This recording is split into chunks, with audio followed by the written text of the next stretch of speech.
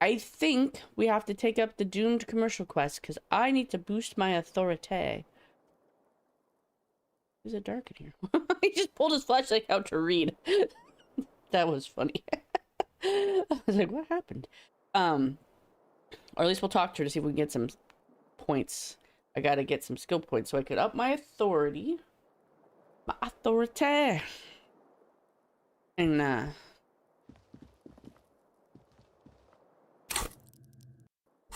right? How many skill points do I need? I need 47 points. Up my authority. Or I could maybe drink. Do some drugs. I'll definitely take some clothes off. I'll just be naked before him and be like, yeah, you're gonna tell me what I want to know, son. How would it be interesting? Oh, my authority is -1. Oh dear. I'm the least authoritative person ever.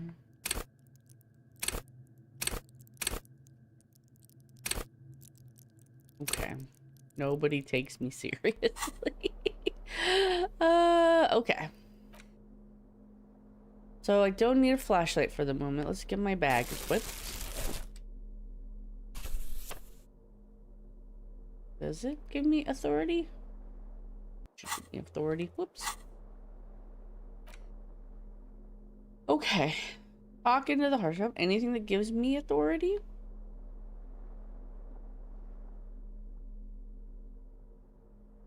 I could show up dressed like a gay art cop. Which would be nice if I had clothes that nice. I don't have clothes that nice. It could be less savoir-faire. That'd be a little sad. Ooh, I could put my boots on. Be like, yeah, I took the boots off a corpse and boiled them in the kitchen. What are you gonna do about it? Better than these ugly. I'm not enjoying my current outfit. I've lost composure though. I think it's my shirt. My shirt and my pants? What is holding me up? Here. Yeah, these shoes. Ah, it's my glasses. These ones give me visual calculus and make me a little less dramatic. I'm more serious and in tune with the world. And the visor helps me see better. Okay.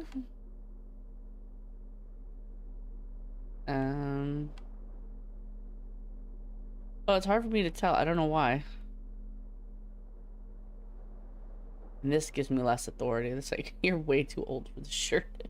I can't take you seriously in it. Okay, well, make ourselves smart when we talk to the Hardy Boys. Necktie just increases my intuition. I feel like my coat does something. Ouch. Yeah, I really like this coat. I'm not a fan of these pants, but I really don't have better pants. They're not hindering my life in any way.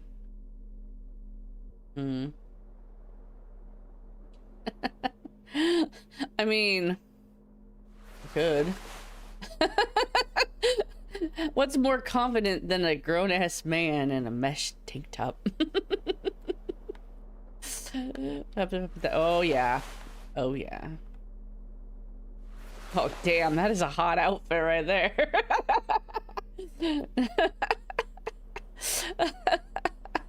Oh, my poor savoir-faire is going down, but oh man, look at that outfit. Look at it. That's hot. Okay. There we go. Am I back? Am I back? Oh god, I'm back. Well, you missed anything. It's just me and my amazing outfit here. Let's see, actually.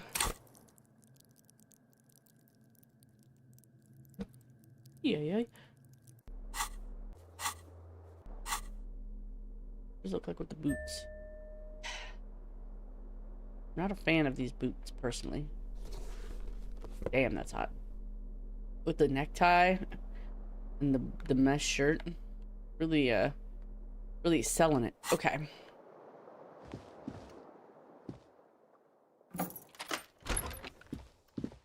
Let's go see if Kim is back.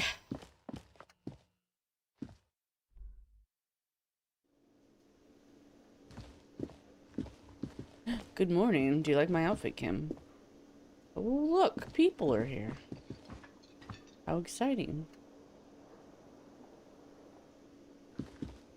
You look like shit. So do you, buddy. And I don't mean that as a metaphor. You look like shit, asshole. Wow, you seem stable and in control. Allow me to say, alcohol really seems to have had a positive effect on you. Now, what do you want? This guy's a douchebag. There's something about this guy that matches with a face in your head. A similar but different face. The suit, the sunglasses, the haircut. He's famous. That's how you know his face. Kim, who is this guy? I'm not getting involved in this. Are you famous or something? Not as famous as you, superstar. It's true. I'm amazing. Yeah, it's still irony. Wait, I'm famous? I knew it, Kim. I knew I was a superstar. I fear you're misinterpreting this situation. Talk to me, superstar. What do you want? There's something that binds you to him. Some kind of an outfit, maybe. A uniform. Firefighter's uniform? Exactamundo. I'm gonna ask you straight. Are you or have you ever been a firefighter? Well, that depends. Define fire. Stop it, Jean. No, he's never been a firefighter. No one here is a firefighter. All right, I got some questions for you. I'm a cop. About what? You don't look like a cop. You know what you look like? A prophet, a revolutionary, a sack of shit, a megastar. Like Guillaume Le... Like Krasmazov? Yeah, sort of. Okay, I get the reference. Like after he got run over or something. Like if he got run over. Now, will you answer some questions for me? No, Why not? because it's not my job. Why don't you go and fucking do yours and solve this damn hanging? If you don't want to answer questions, maybe you want to hear me say things. Actually, I don't want to hear you say things. Come on, Jean. Okay, say things. I want to hear you say things. Hear that? He wants you to say things. Say one. Suddenly, out of nowhere, case-related things start popping up in your head.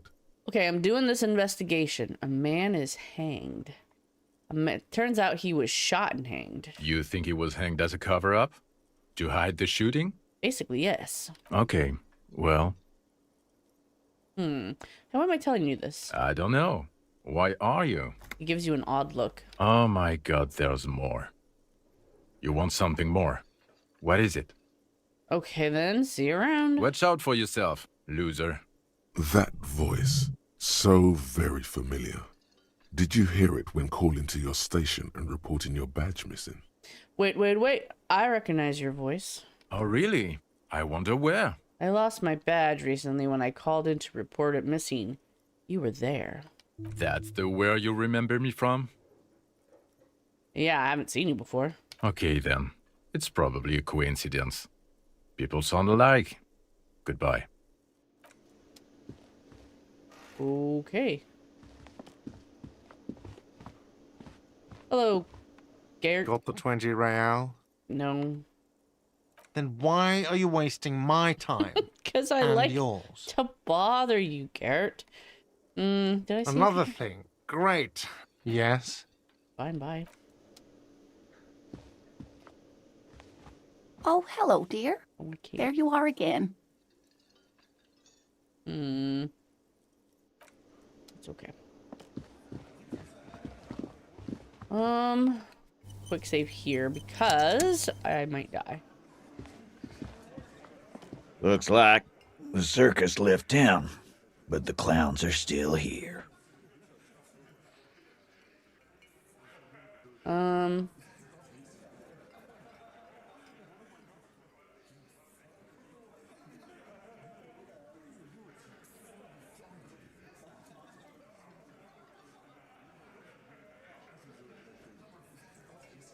That's low. I think I'm gonna leave. I'll come back. I'd like to boost my authority at least once. I think the Froggy Advisor gives me more authority than they give me credit for, but you know.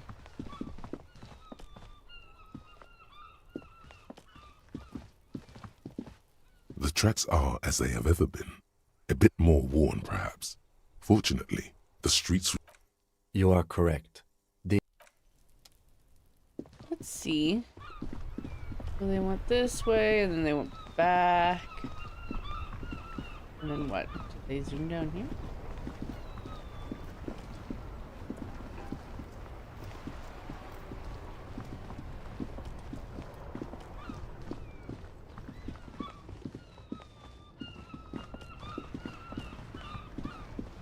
Doo-doo-doo. Oh, is this them?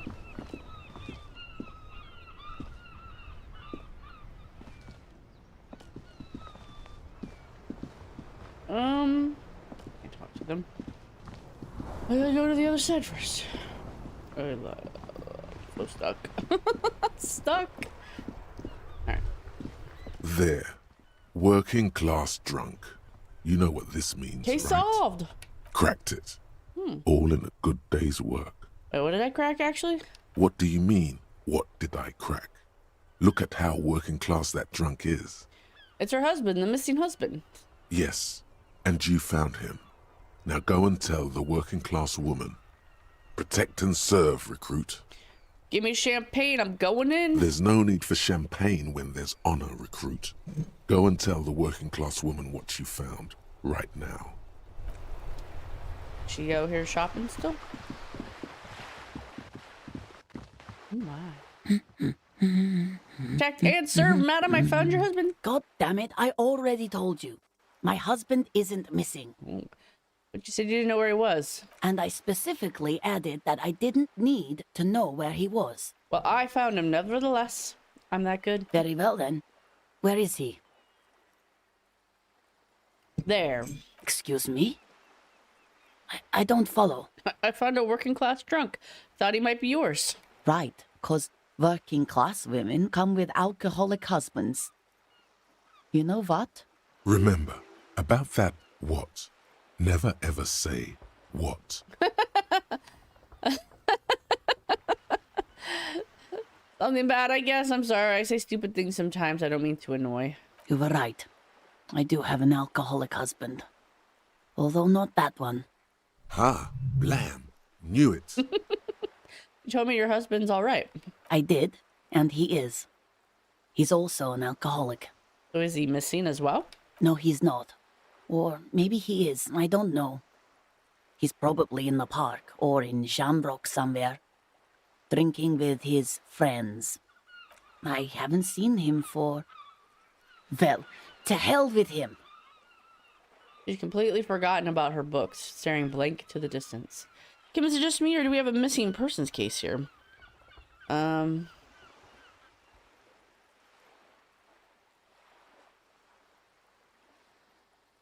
worry, I'm gonna find him and bring him back home, promise. She sighs, but you can detect a slight hint of gratitude and relief from her face. All right, go ahead. Do you have any questions? What does your husband look like? Honestly, not that different from you. So let me guess, he's disco? Oh, thank God, no. It hasn't come down to this yet. Why did you say your husband resembles me then? Well, he's slightly chubby. I see. What else? What else? He was wearing a dark brown leather jacket with a bright blue inner lining. The lining is hand-sewn. I made it myself. She sighs, her voice slightly quivering as she adds. It's his cool jacket. God knows it's too cold to run around in this, but he refuses to change. Who cares about the cold when you have your cool jacket to wear? You can completely sympathize.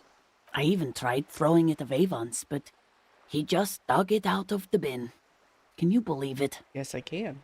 Well, that jacket's really that cool, then I could totally understand. Well, what can you do? I hope that at least that extra lining helps him keep warm at night. I wouldn't like him to catch cold. When did you last see him?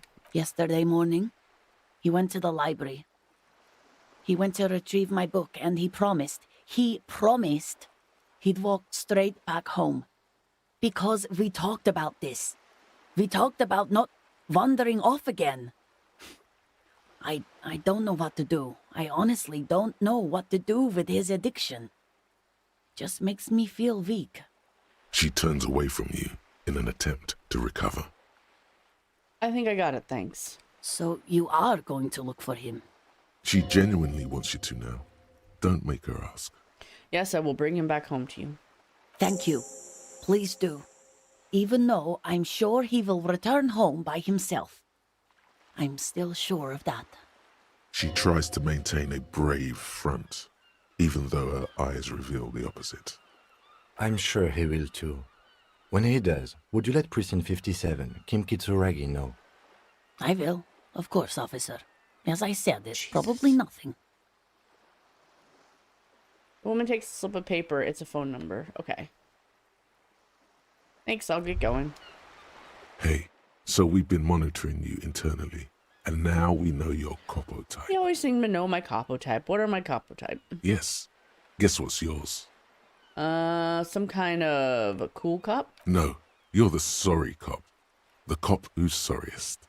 Let's make it official then, shall we? Okay, I'm sorry. Of course you are. It's okay.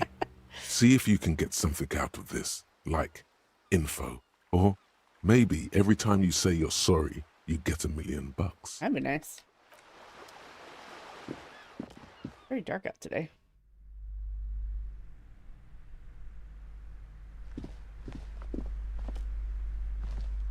What have you found? And also, do buy the books. There may be teachings in them. Hey, this Dick Mullen book fell apart before I got to the end. Do you have another copy? Oh, I'm very sorry, sir. Some of these old paperbacks just don't have the durability. I would be happy to sell you another one, but unfortunately, it's the last copy we had in stock. Sell you, not replace it at my cost. I talked to the entity you told me about. Her name is Nia, and she's a novelty dice maker. A novelty dice maker? Well, spit it out. Why does she need the dice? For some kind of sorcery? Sometimes they use the ankle bones of sheep. No ma'am, I felt her aura. She's not the one to blame for this curse. She's not a sorceress or some malicious entity. She's a businesswoman like you. I don't understand. If it's not her, then where is the source of the doom? How did she explain the curse? Before you say anything, ask yourself, is the woman really able to withstand the truth? She's squeezing on the pendant too tight. A drop of blood in her palm. Just don't say you don't have any answer yet. The uncertainty is killing her. She says it's just capitalism. Bankruptcy is a quirk of our economic system. Lie. The source is in the taxidermy shop. He became involved in arts darker than taxidermy. What are you doing, Cat? And brought the void spirits down on the place. I believe it. Oh, how horrid! I knew something wasn't right about that place. Tell me, did you find a way to break the curse? Yes, I called upon the spirit of Guillaume Le Million to banish the curse in a flash of disco. Yeah, I spooked it. The curse is definitely gone. Let's see. I'm afraid that I can only identify the source, but you have to call some other experts to lift the curse. Guillaume Le Million? The singer who made that awful face? Well, I do see the resemblance. All that matters is that the energies are retreating. I can already feel the curse lifting. It will be a long time until we're fully free of it, of course. But still, thank you, officer. Truly, Nice. You've brought a better psycho-emanation to this humble bookstore, and that's no small achievement. It will only last a day or two, a week tops. Then her mood will sour and she will feel the curse again. All right then. All's well that ends well. Should we return to our ordinary lives? The shop around you feels ancient suddenly, damp and saturated by the coastal air. The books are rotting. A great cold lives here, and there, too. 1,200 meters away, on the urban coast, the dark shape of a church is reflected on the water, calling. Falling.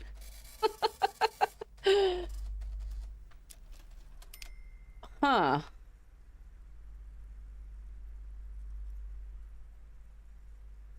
Yes. I have my theories about that. I need to make some fan theory videos or something.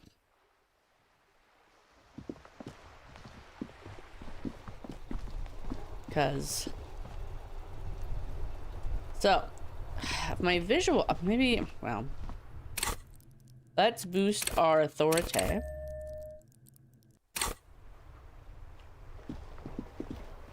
Let me... Is there anything else I could do before I cross the water? A few thoughts. Hello? Nazo. Yeah, I don't really want to be a communist. Communist thing is kind of boring. I mean, it's fine. It's fine. Wonderful, whatever. But the... I think it's the Moral Intern Spirit Quest is much better. It's much more interesting anyway. It's like, whoa. Okay. Rigorous... Oh, have I not done rigorous self-critique? You're one sorry piece of shit. A cop, penitent, a flagellant, a cop, monk. This is not the right line of work for you. You should be groveling at the feet of a feudal lord, providing lurid evidence against yourself as a Mazovian show trial, or ripping the flesh from your back with a cat o' nine tails. Whatever made you this way, you could be damn sure it was your own fault. Did you really... Oh, my authority will go down. Criticize yourself? Who knows? You might uncover something of importance.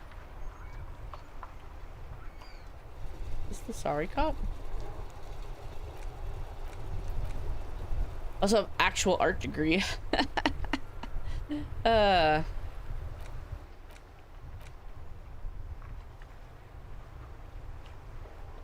Let's see.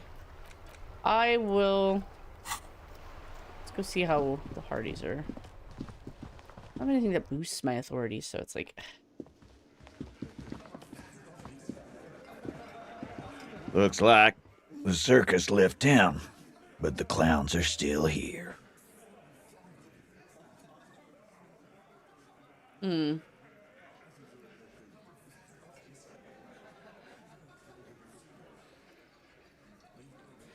Let's do the Guess what? I've connected you to the local drug trade. Like hell you have. There is no local drug trade. This place is as clean as a rifle. Go back to Jamrock and ask the local junkies how clean your streets are in Precinct 41 Kilos. We'll do that. In the meantime, did you know that there's an abandoned lorry at the intersection that was used to move raw ingredients for drugs from Terminal B to Jamrock? The person driving it was present at the hanging. It was one of you. We've connected the footprint. Detective, do you want to deliver the coup de grâce? Coup de grâce? The thought forms in your head, like a lightning strike branching in the sky. No, the thunder is his. Leave it to the lieutenant.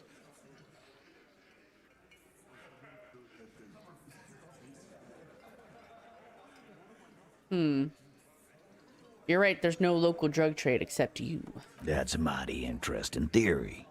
I guess that's what you would need to do, theoretically. A big, strong, state-run monopoly would outcompete the runts on the street. Oh, interesting, interesting. Yeah, I wanted to take it because we were doing the back and forth buddy cop thing. Yeah, man. Theoretically, that's what you would do. To get rid of the gangs, the dealers, even some of the junkies. You would need good, trustworthy people to take their place, of course. Hardy men to run such a monopoly. For the good of the community, of course. This is disgusting. You're admitting to profiting off of poisoning your own people, you dirty scumbag. Good idea. People are always gonna do drugs. At least this way you have some control over it. Yeah, keep telling yourself that. I know for a fact there's still plenty of drugs out there.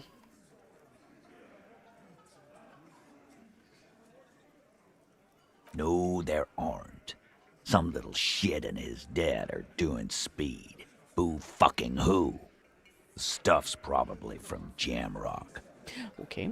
Little shit. That's Kuno in the yard. Whatever you've seen is peanuts. Look at the big picture, man. The place is a paradise. And all thanks to Hardy Boys. Theoretically, of course. We're just talking politics here. My answer to your drug accusation is, how dare you? Not quite yet, Mr. Hardy. There were 8 sets of prints on the crime scene. There are only 7 Hardy Boys here. The 8th Hardy, the one who's missing, she runs the thing, right? My answer is, fuck off. Mind your own business. There is no 8th Hardy. I run this goddamn scene.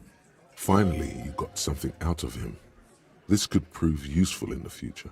And here we go. Back to the usual. I know! Fatty walked on all 4s. He's so fucking fat he left 2 sets of footprints. Despite everything, the little man is quick on his feet. Go fuck your mom, Dennis. That's more like it, boys. You heard him. It was Angus on all 4s. Anything else you need to know?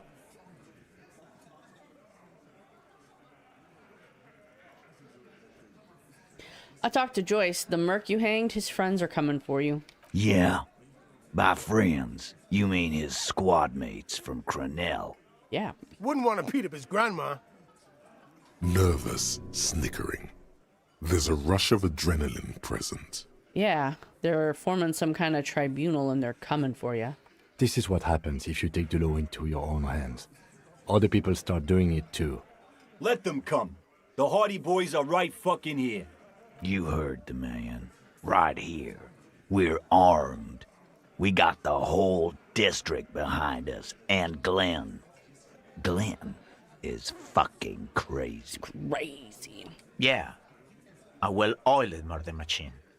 The mood is on the rise. They're feeling confident, ready to punch out the whole merc platoon. Let's see. This Crenell is bad news. You know that, right? So are the local gangs. The fucking Barmy Army and the Madre scum. You've been out there. Seen any around? Yeah. Where are they now, huh? Sent back to Madre in an airtight cargo crate. These people are trained military professionals, special forces, as you said. They're not a gang or Barmy army. No, they're not. They're uncoordinated and drunk. We know more about them than you think. Sorry, I needed some tea.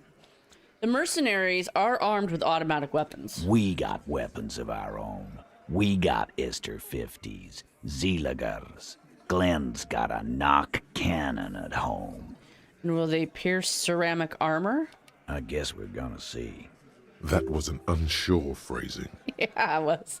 See what? That they don't? Yeah, like you've been up against ceramic armor. Takes a sip of beer to bide his time, then tries to get the last word in. You haven't even seen the whole suit, right? I've seen the whole fucking thing, and it didn't make him immortal. Well, he was naked and having... Anyway, Joyce said they've gone rogue. Nobody's controlling them. Big fucking surprise. They hire psycho scum, arm them to the teeth, and let them loose in the city. What do you think is gonna happen? He's really prepped himself up for this. He has to keep the fear in check. Okay. What do you mean, okay? I mean, okay, they're gonna wipe the fuck out of you, Titus. I mean, okay, you got this. You got the numbers. I mean, okay, I'll be on your side when they come. I mean, okay, you got one more gun on your side once I find mine. I lost it. I mean, okay, I guess I'll be gunning you down right alongside them. Taking them all out.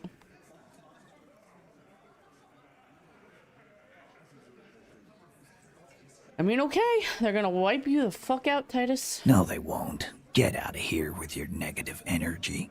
All he means is that the situation is serious. Boop, boop. No wonder you cops get shot to shit every day. Can't go to war with an attitude like that. Okay, that...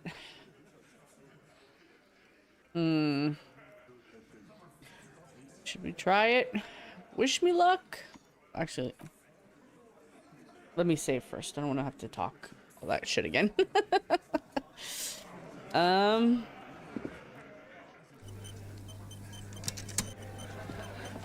It's you again. What is it?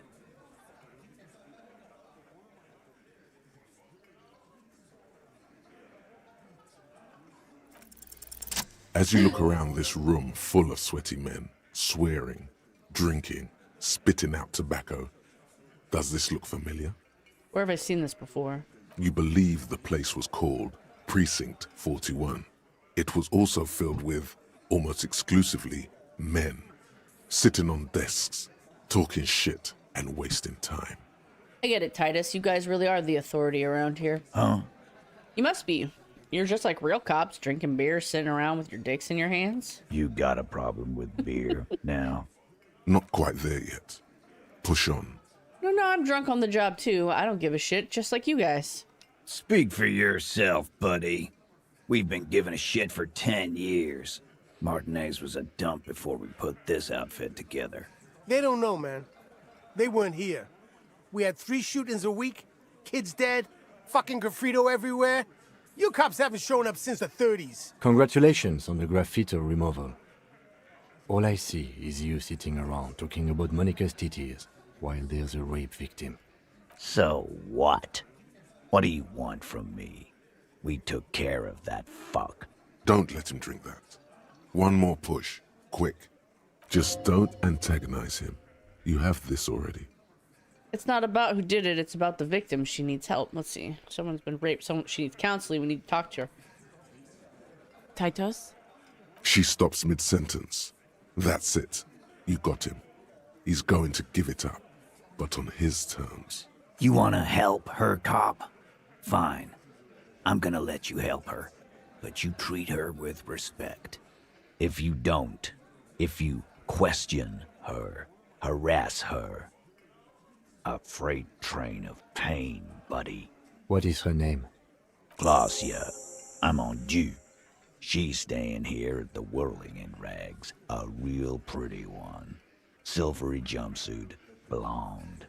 That's I'm on due, with an O-U. Shit. The girl. The girl upstairs?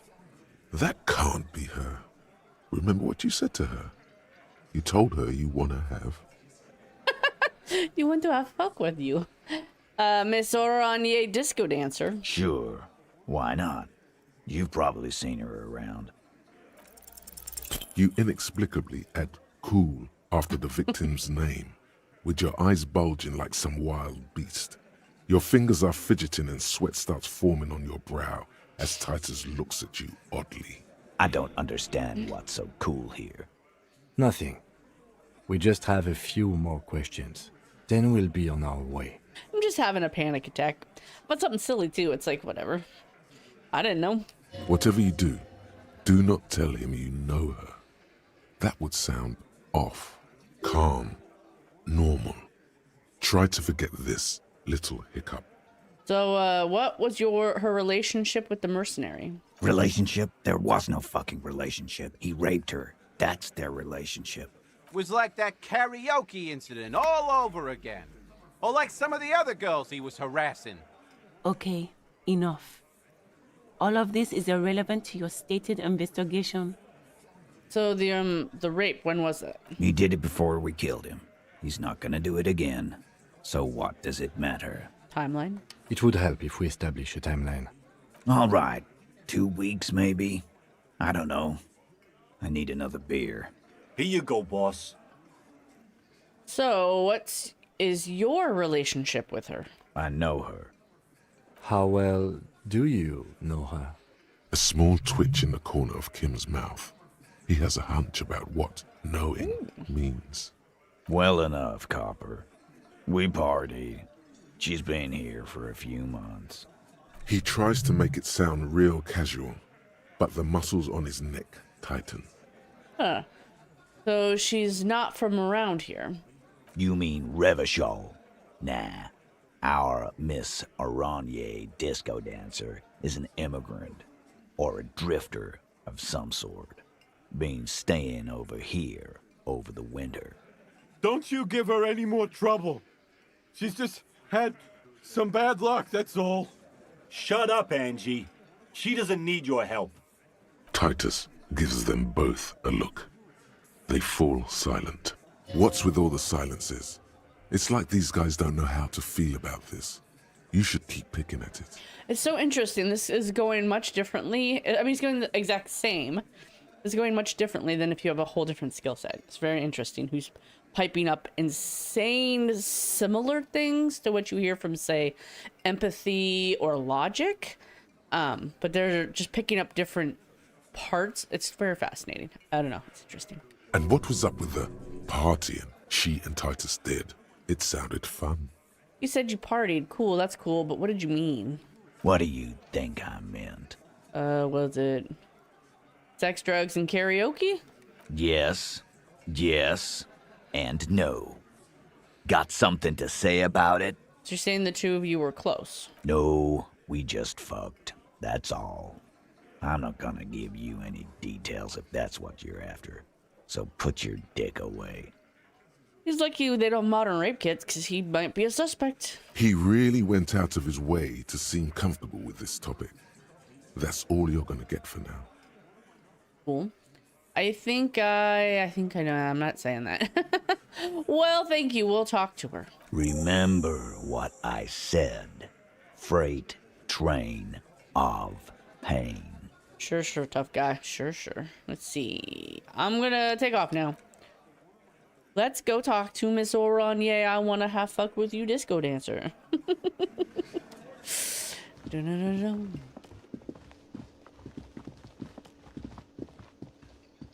Ah! Oh, Kim wants to talk to me. Officer, what was that? What was what?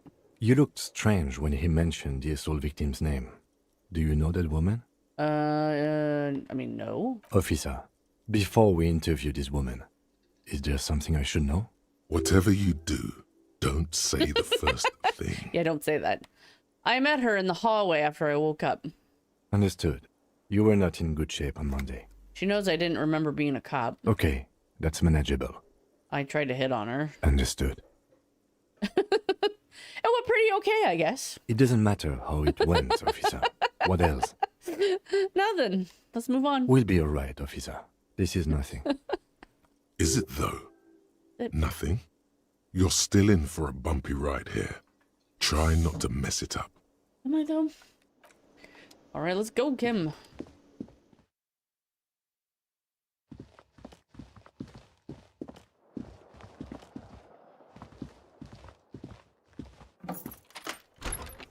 Something here.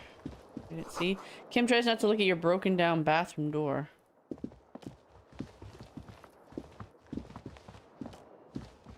Where am I going? Okay.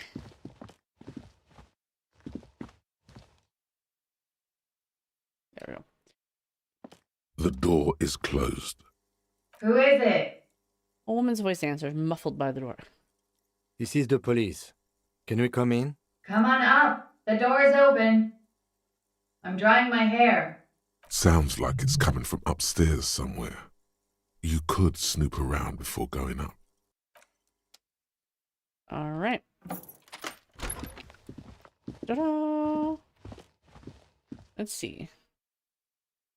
This is an interesting layout for a hotel room. This probably wasn't originally a hotel room. Like an office or something. Hotel bill calculations. Looks like she's had an extended stay.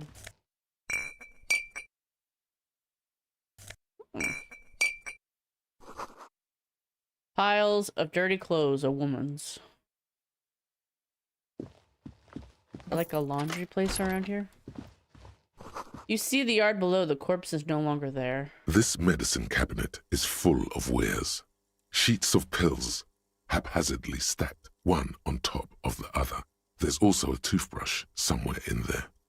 Look at the toothbrush. It's been used quite a lot, but not for scrubbing blood off towels, or anything else interesting, it seems. Or an old toothbrush. Look at the medications. Pharmaceuticals line the shelves. Sheet upon sheet of pill bottle next to pill bottle. Acetylic acid, APAP, eye drops, blood thinners. Blood thinners. There's quite a collection in here. Anything of note? Pill bottles rattle like bones as you search the cabinet.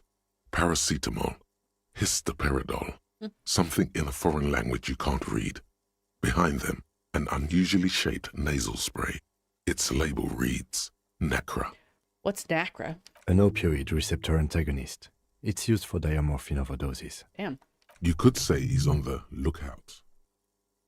Okay.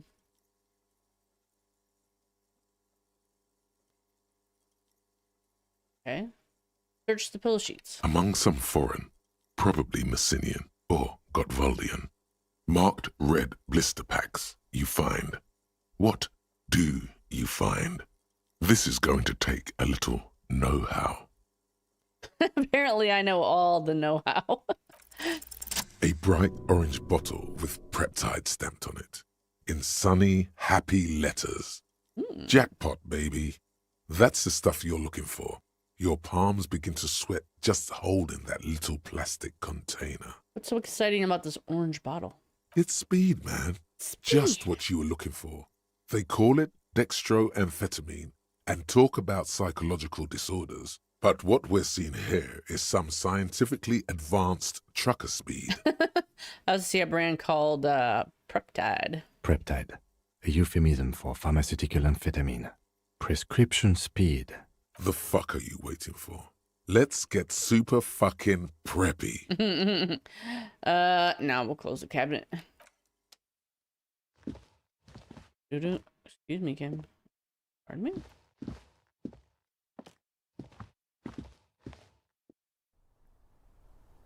This looks like my office. This bed has been hastily made. This window is pristine on the inside, unlike the one next to it. Light from the desk lamp reflects off the glass in an untarnished golden halo. Run your finger across the surface. Smooth as ice. There are spots of mud and rain on the outside, even smudges. But the surface of the window is clear from the inside. No chips, no hairline fractures. Following your lead, the lieutenant leans in closer to inspect the surface. This window was recently replaced. Looks like it, yes. The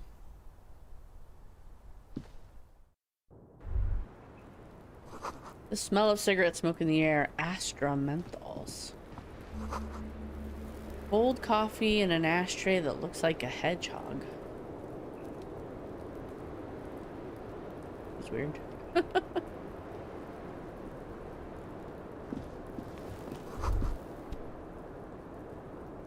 Look, a handful of dried wildflowers. White ones. Just as you look at the flowers, a gust of wind raises them from the roof, picking them up in the air. And yoink. You catch a single white flower between your fingers. The rest fly off into the wind. It's a Maybell. It's a Maybell.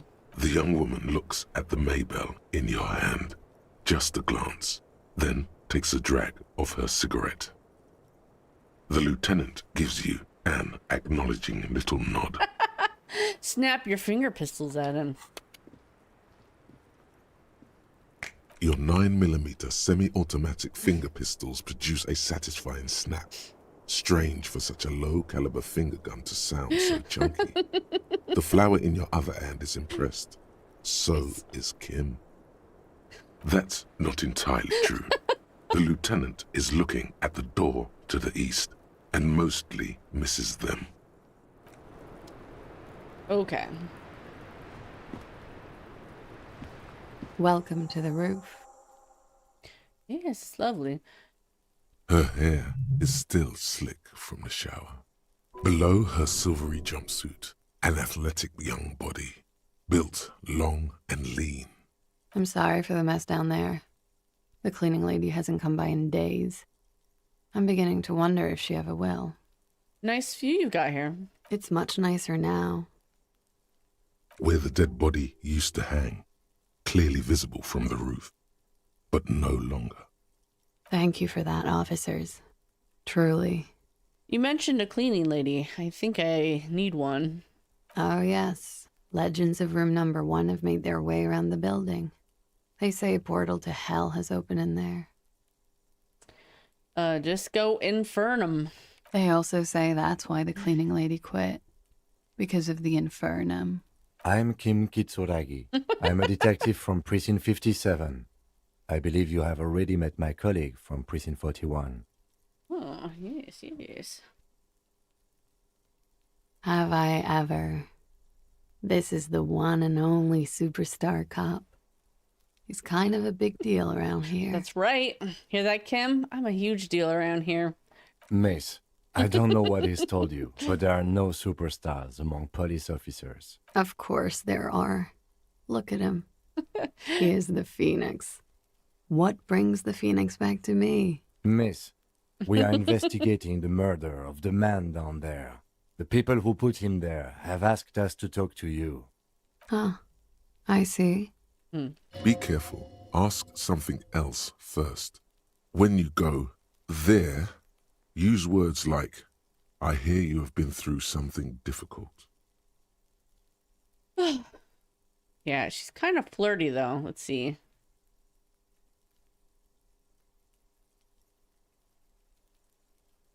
What's your name, miss, for the record? Clausier Amandou.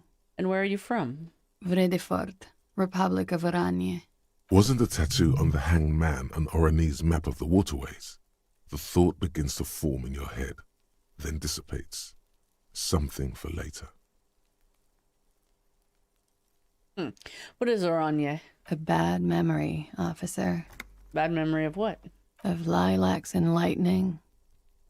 Parks, glass, duraluminium. Vredefort is a conference city. It's always autumn there. And night. At least it was for me. What's so bad about that? Nothing. If you're no longer there. How old are you? I'm 28. What do you do, miss? What's your specialization? Something stupid. And what's that? Oranese lit. Oranese lit? Oranese literature. It's what I studied at the university. And what is Oranese literature about? Fear of failure, fear of death, how it sucks to be Oranese. All national literatures are. Only the name of the nation changes. So Oranese lit.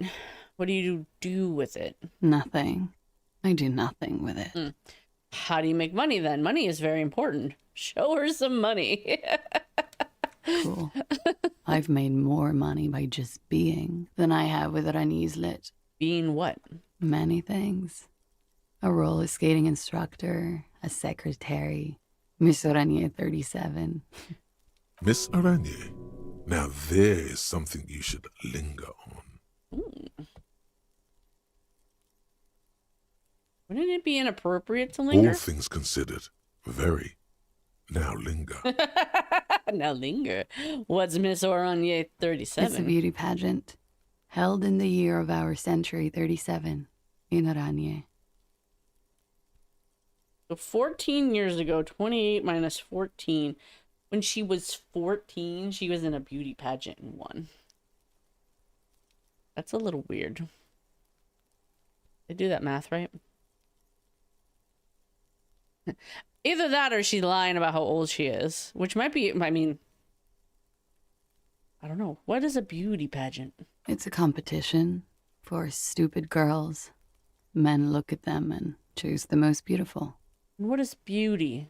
When you have the fewest deviations from the norm. I've been told it's a type of mediocrity that I possess. I really like that take on it. It's kind of cute. Kind of funny. So you were the most beautiful. So you were stupid and mediocre. No. I was the most stupid and mediocre. Nice. And I got a crown and a sash and a scepter for it. And a scholarship to study Oranese lit. Understood. I would offer you coffee, but it's garbage. Literally tastes like poison. Could we take a look at your passport, please? I'm afraid you can't, officer. Why is that? Because it's buried in a sealed plastic bag at an undisclosed location on the coast, along with cash and airline tickets. Well, that's suspicious. Thank you for your candor. Why? They say so in your tourist brochure. Keep travel documents away from your person when west of the river. I'm pretty sure I have the legal right to demand your passport, miss. Maybe I don't. How do I know you've told us your real name? If I were to lie to you, I would come up with a more mainstream name than Clausia Mondu. It's a weird name. I don't know about that. Let's see. I'm pretty sure I have the legal right to demand your passport, miss. Okay then. Well, let's see what happens. Look, officers, I like this place, but I don't want to be stuck wandering the city like a ghost after being robbed of my travel documents. I don't want to become an indentured servant in a brothel on Boogie Street. And I don't want my relatives to pay the ransom. Okay, is that likely to happen? Okay then. Okie dokie. She pours herself more coffee. If any of this made her nervous, it certainly doesn't show in her expression or her movements. It's like, oh yeah, I hide my documents because I'm worried about being kidnapped and sold into sexual slavery. You know, that just happens and stuff. She's just so blasé about it. Like, even somebody she's really worried about. Sounds like BS. That's it for the record. So official. So this is a nice room you've got here. Yeah, it's pretty deluxe. What are you doing here in the whirling rags? I'm wintering. It's such a snobby rich thing to say. For some reason, I'm thinking of like these impoverished places like Mexico or like the Caribbean, where rich white people go to winter. It's like Jesus. How long have you been staying here? About 4 months. I came in November. And why here? Here in the Whirling, here in Martinez, or here in Revachol? Here in Martinez. There's nowhere else in... Oh, Kitty, stop. Oh, no, Kitty. Don't play with the mouse. It's not the right kind of mouse. Here in Martinez. I heard this is where the washed-up disco has-beens go. You're too young to call yourself a disco has-been. No, this is Sassy Town. It's where the future of dance lies. Kim doesn't get our flirting. Okay. You came to the right place. Nah, you're too young to call yourself a disco has-been. I'm really not. I wonder if she's actually 28 or she just says that because she looks 28 and she's like 32 or 35 or something. Like 25 to 45. Depending on the person. Some people just look fucking old. But there's also there's a strong possibility in that age range where like you just look this, nobody can tell how old you are. They're always like, oh, I didn't know you were that old or that young or blah blah blah. So her real age could be anything. Let's see. You have quite the collection of prescription drugs down there. Thank you. I've put a lot of time and effort into it. Technically, possession of narcotics is legal in Revachol, but you should still reprimand her. No, don't listen to the stiff. Be cool. Cool. Narcomania is nothing to be proud of, miss. Yeah, whatever. It was quite impressive. How did you amass such a hoard? With money, sir. It's not exactly the NT-star size caboodle I intend for it to be one day, but it's getting there. The collection includes Nacra, an opioid antagonist. Comes in handy when you've done too many opioids. Is that something that happens to you often, miss? Better safe than sorry. And you seem to have, among other things, Preptide. Oh, yes. One of my favorites. It cures many ailments. Like what? Like not being able to stay up for 36 hours. Not being happy. It cures those ailments. It's just a merit speed molecule, basically. That's all as far as that goes, then. Very funky. And then Windows new. It is. An evasive maneuver. Ask a follow-up. When was it changed? During your stay? Yeah. I'm trying not to lie to you here. Stop making it hard. Then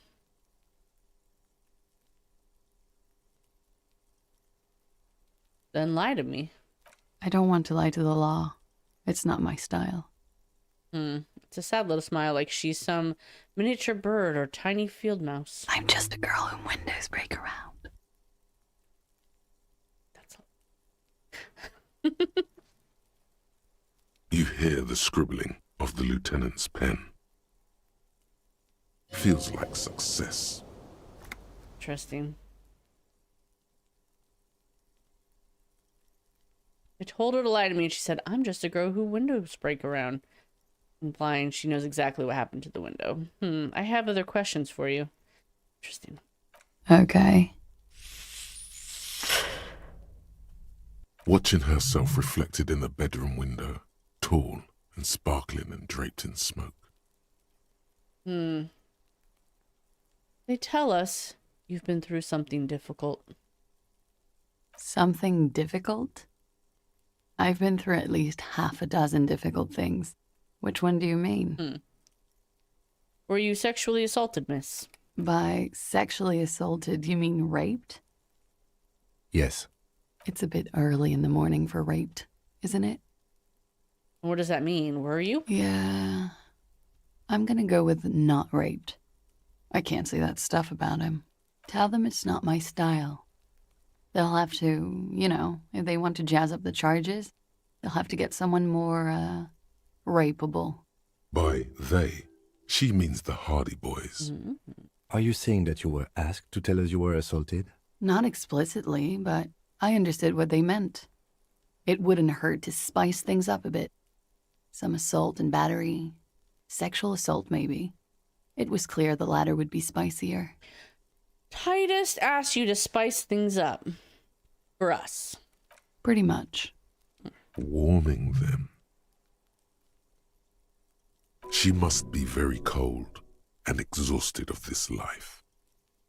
And are you sure you weren't raped? I'm 89% sure.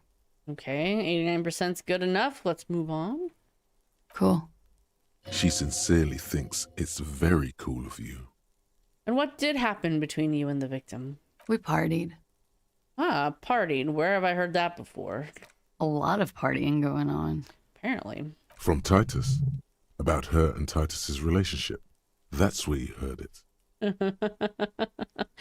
What kind of partying? The kind I do? With all due respect, sir, I think we partied a little harder than that.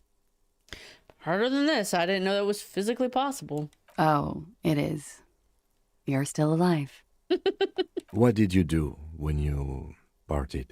We drank, sir. A lot. For weeks, basically. We had that effect on each other. We made each other drink harder. That's why I liked him. What else? Stimulants. Speed also has that effect, making you drink harder. And then drinking harder makes you do more speed. It's quite the combination. We also had sex. You were lovers. I guess you can say that, yes. A bit. Lovers is such an emotional word. But there was something there. We did enough drugs for there to be. How did you two meet? Downstairs. At the bar. He was on some sort of assignment. A military man, as you probably know. Had a cool, scary scar. She appears aloof, but that scar part, the scary, is stressed and drawn out. What's that about? Apprehension? When was this? A month ago? Something like that. It must have been hard for you seeing him there. Oh, yes. I've had a great view. From the roof, out of the bathroom window, in my dreams. A bitter cringe. It hurts. You look to the lieutenant. He takes a small step closer. You called us, the RCM. Yes. The call reporting the hanging, that was you? I made it. And I would appreciate it if you didn't tell everyone. In Martinez, they call it snitching. Reporting crimes is confidential in Ravachol, miss. Before we go on, if it's snitching, then why do it? Because I couldn't handle it anymore. None of these people called. He just kept hanging there. Then they started stripping him. The caller's voice was disguised. I didn't exactly disguise it. I just muffled the mic and nicked the landline a little. Nicked it, how? With nail clippers. And I diverted some radio fuzz into it. Into the cold wire. So, she's God's mystery phone cutter. And in the process, you broke the landline downstairs.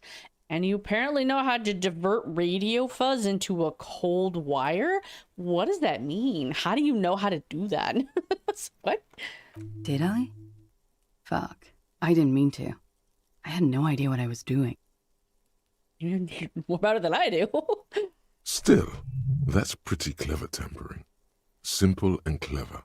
Crossing the lines like that. Seems like you had some idea. That was nifty. Thanks.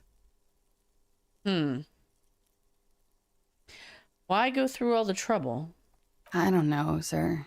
It was stupid. I was drunk, too. I was probably afraid the union was listening in.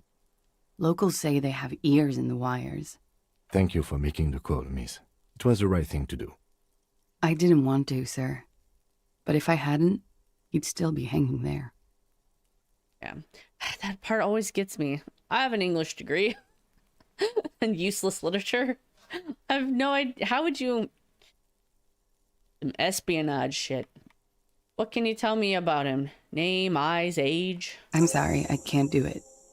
Not right now. Later, maybe.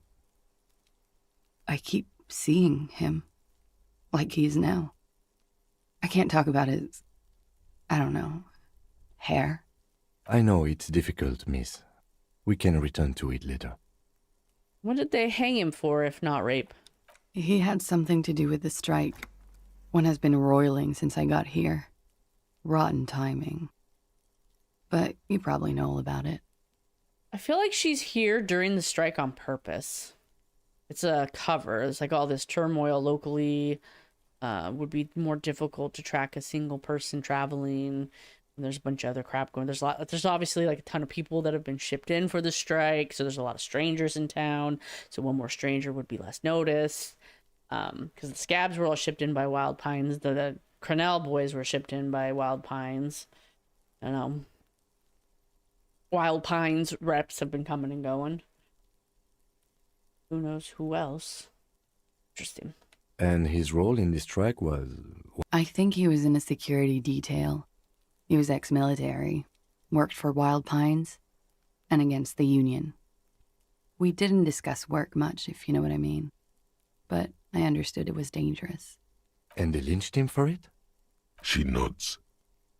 Then why was there a bullet in his head? So confusing. Bullet? They shot him too? Mm-hmm. They stripped his clothes and they shot him? You mean after they hanged him? I'm confused, sorry. So am I. Were you aware that he had also been shot, miss? Things are starting to go a little over my head here. I thought he was hanged. I was not present when they did it. I don't know what happened. I just know what they told me. And Sylvie, the bartender. It's hard to know what to think about that answer. How do the Hardy Boys know you? They're frequent guests. Downstairs. They have a booth for union members. They're probably down there now. And how did you meet? Over drinks. It's been a long, boring winter. Did you a party? A little, yeah. Like you partied with the deceased? No, not as hard. I'm sorry to have to ask this, but have you had a physical relationship with any of the Hardy Boys? I have. Which one? Which ones, sir? I don't remember precisely. Titus, obviously. But as I said, it's been a long winter. Could that have been part of the reason they hanged him? Could that be why they lynched him? Jealousy? I hope not. Actually, I know that's not the reason. I'm careful about that kind of thing. Not crossing the wires, you know? But that's probably where they got the rape idea. What do you mean? Men like that? I don't know. It's the way their imaginations work. I suspect it's what they'd like to do to me. She changes balance from one foot to another, crossing her legs. You're Just in electrochemistry, pick that out. Trying to distract you. Make you think of sex and rape.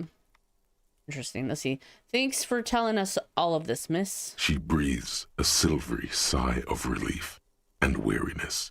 The air on the roof feels humid. Should we head back downstairs, officer? We may have things to discuss there. Yeah, let's go.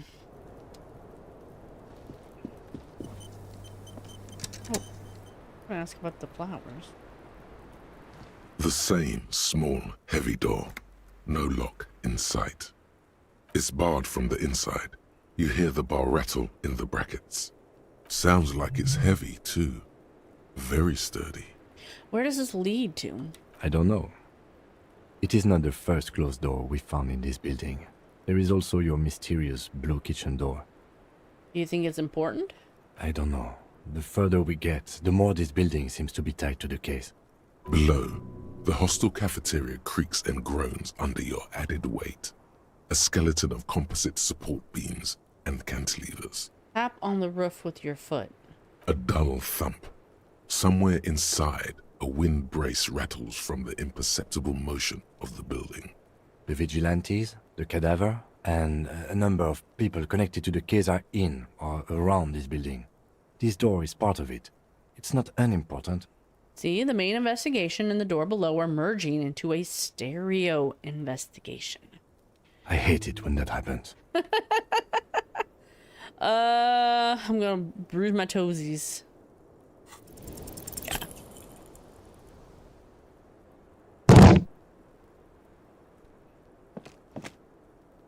You kick it, gung-ho style. Entering the premises style. But the door fails to respect the force. All you hear is the bar rattling inside, laughing at you. All right, let's trash the place. Let's not. Let's not. Your foot is ready to explode and punish this object. Disrespecting the force. Swallow the rage. The sturdy wood door has lost all respect for you. Of course it has. Okay. I wanted to ask her about the flowers really fast. I missed it somehow. Hello, officer. What brings you up here again? What is this wildflower? She looks at the dried petals in your palm, then lightly touches one with her fingernail. Chipped white polish covers the nail. It's long and sharp, like a mini dagger. The petal crumbles on contact. Pretty. Looks like a dried maybell. Is that the one you caught? Sambo style? What's Sambo? A martial art, sir. Is that it?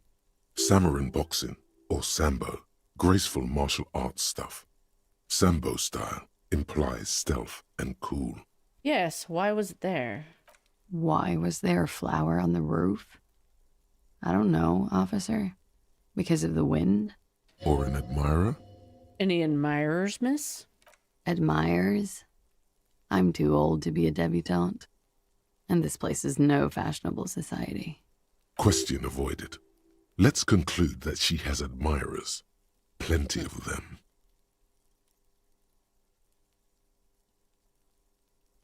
I have a personal question. I notice your room is close to mine. Yes. You're just one room away. Were you in Sunday night? I need to know what, oh my god. Were you in Sunday night? I need to know what I did before I lost my memory. You do not need to know that. What you need is to ask normal police questions. Like... Quick, say something professional.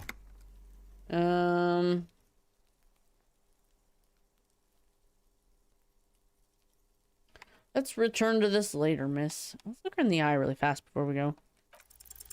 Soft, light brown eyes look back at you, directly into the space behind your eye sockets. You see the smoke rise from between her painted red lips. She's beautiful. Into the space behind your eye sockets, which is your brain. Like she's looking right through into your mind and what you're thinking. I have bad news for you. Oh no. You know these guys? Who? Me?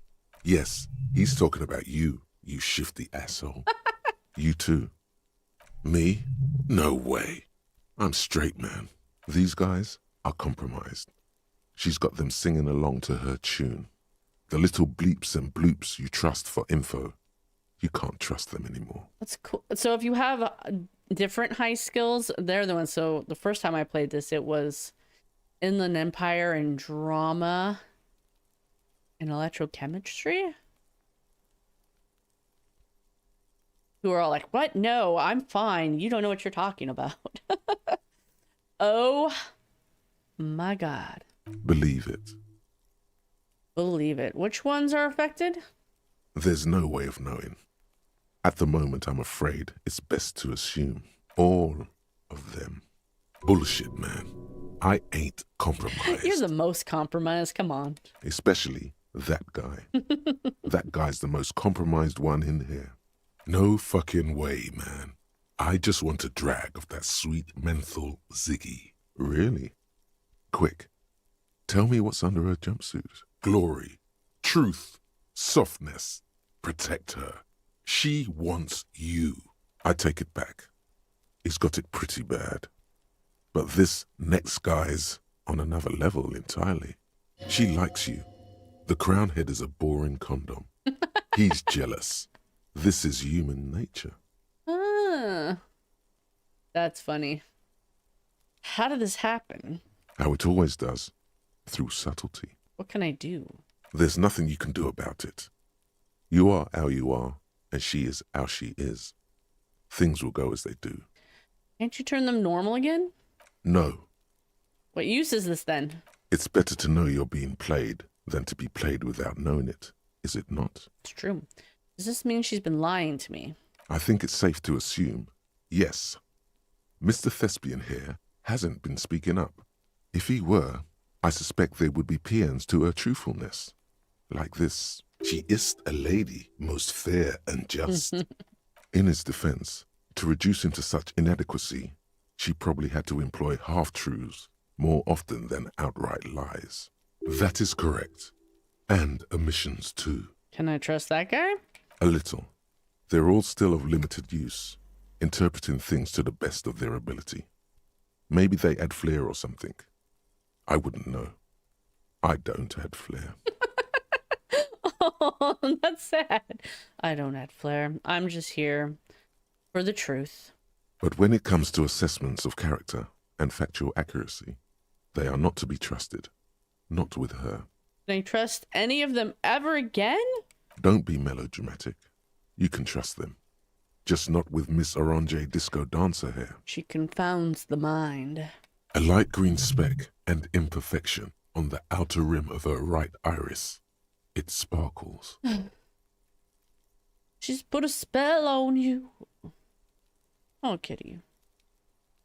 She's put a spell on you.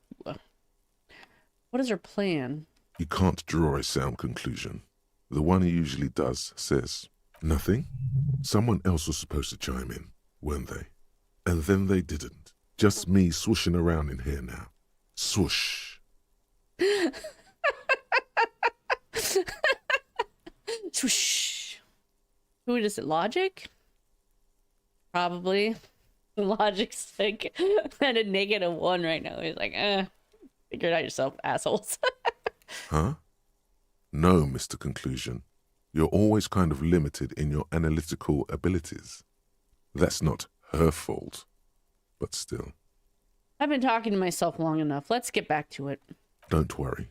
It's only been 4 or 5 seconds. You've got this. Miss, are you manipulating me? The silence broken. She exhales a little cloud of smoke and says, God, no. Well, that's a lie. Okay. Let's return to this later, miss. Why not?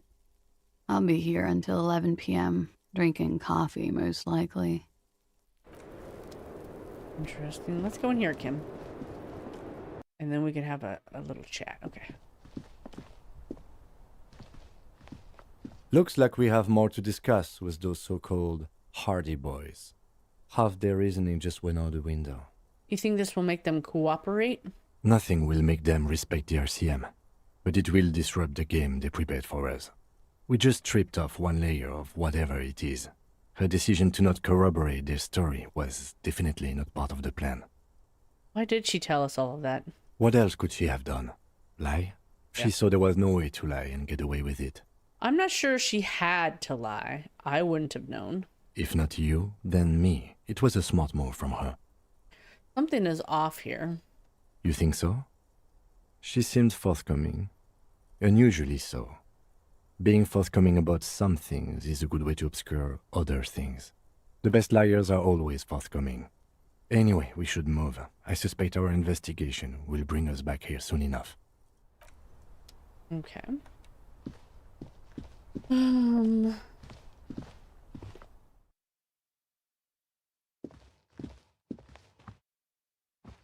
We'll talk to the Hardy Boys.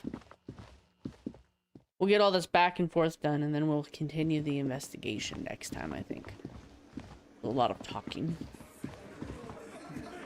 It's you again. What is it?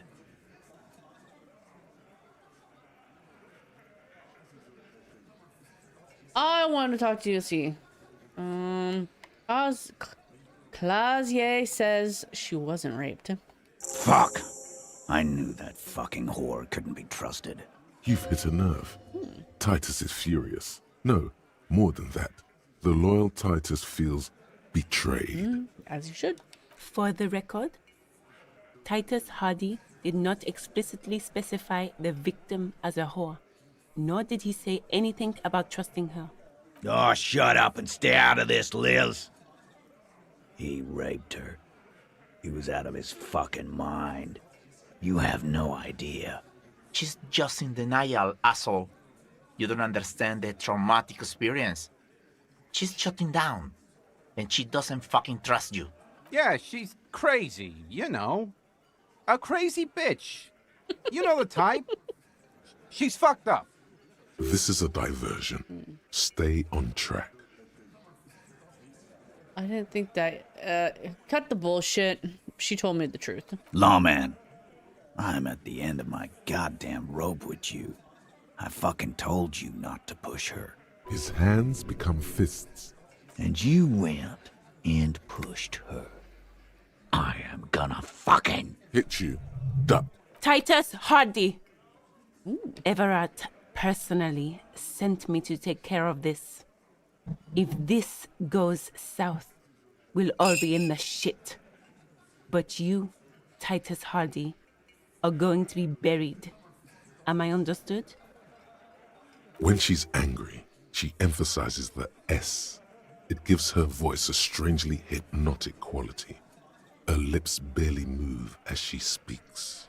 Someone has to rush in to break the tension. The second in command. Look, Copper. We know that that fuck was a rapist and a killer. We got him confessing to it on tape. Show it to him, T. What's the harm, right? Here, jerkwad. Listen to this shit. And then come back and tell me the soldier of the apocalypse was an innocent man. Why should I care about the tape? You lied to me. You don't care about evidence. The fuck are you a cop for, then? Pigs, T. They don't care about getting the truth. They care about getting convictions. They are fucking keeping a score on their bulletin boards. I won't be on your bulletin board. If you don't listen to the tape, we got nothing to talk about. There's a lot of questions. If you ask them now, they'll just keep bringing up the tape. Listen to it, and they'll have nothing to hide behind.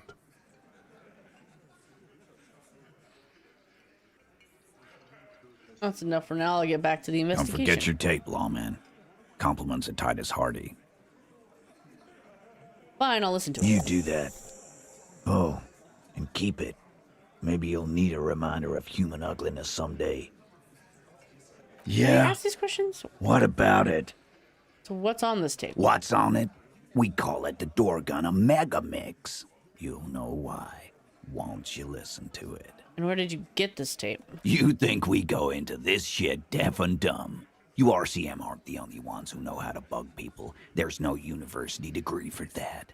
So you've bugged them. How? We have machines. We're in logistics. How do you think a harbor works? It's advanced stuff. Understood? You've listened in on their communications. How long? Since way before their chief started taking swing lessons. Things got nice and quiet after that. Which one of you is doing this advanced radio work then? It's not advanced. You just hold up in a coop all day, writing down what they say. It gets hot as hell in there. Don't put yourself down, Angus. It's important work. Yeah, man. You're like a radio genius or something. Those notes are some in-depth stuff. Indexes and shit. Where can I listen to this tape? I'm sure we can find a tape player. Where can I listen to this? Why don't you try shoving it up your ass, genius? Yeah, play it with your ass, cocksucker. I'm sure we can find a tape player. It's not a problem. Your room had one. Or maybe it's too broken. I'll go listen to the tape then. You do that, Lao man. Lao man.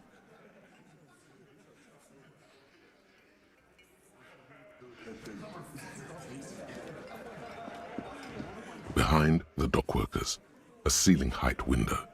The hawthorn branches scrape the glass like bony fingers. Squint at it. There's a little slide panel up there to let some air in. No need to open it in spring.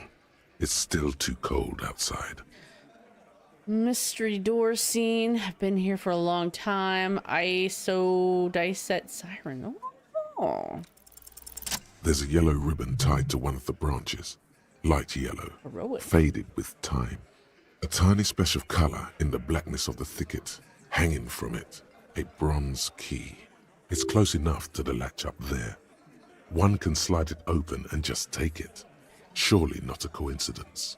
Someone's hid a key in the bush. Huh? I need your guys to hand the key to me. Can you let me slide by so I can grab the thing? I don't know about that. I'm comfortable here. Don't think any sliding would really help right now. Sorry, fucko. Looks like you're gonna have to go bush diving. Good fucking luck with that. The hawthorn's got a bitch of a bite. I'm gonna enjoy the sight of you in the bushes out there. With a loud thud, the old man stands up, pushes the window open, grabs the key from the hawthorn branch, and slides it across the table to you. Take the key. The key is brass. Workshop spare is etched into its bow. The old man closes the window and sits back down in silence. Come on, man. We were just having some fun. Where's the harm in... I'm tired of listening to your shit. Thank you. Don't thank me. I don't give two shits about your key. Does anyone know why the key was hanging right outside the union box window? Didn't even know it was there. Boys. No idea. Never even seen it. Someone must have hidden it there before this room became our place. Wonder what door it opens. It could open the door in the kitchen. The blue door. It says workshop spare. Maybe there's a workshop there? Ooh, let's do it.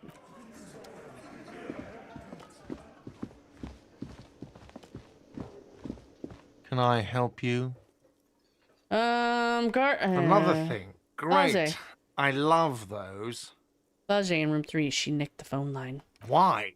No, fuck it. I don't want to know. I don't want to know why these degenerates do what they do. I thought we had one good guest in the building. He really doesn't like it being classier. Yeah, I bet you didn't want it to be her. What's that supposed to mean? Fuck you, buddy. She's not my taste. Really? Good thing she pays for her stuff on time. I'll forward her the bill and be done with it. Wow.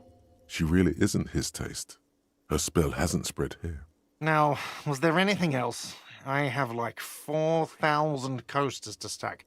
And then I need to wash dishes because it turns out I have to do that too now. Yes? Damn, what was Sylvie doing for you, buddy? Oh. You see a heavy steel door with a prominent dimple lock. It's painted blue.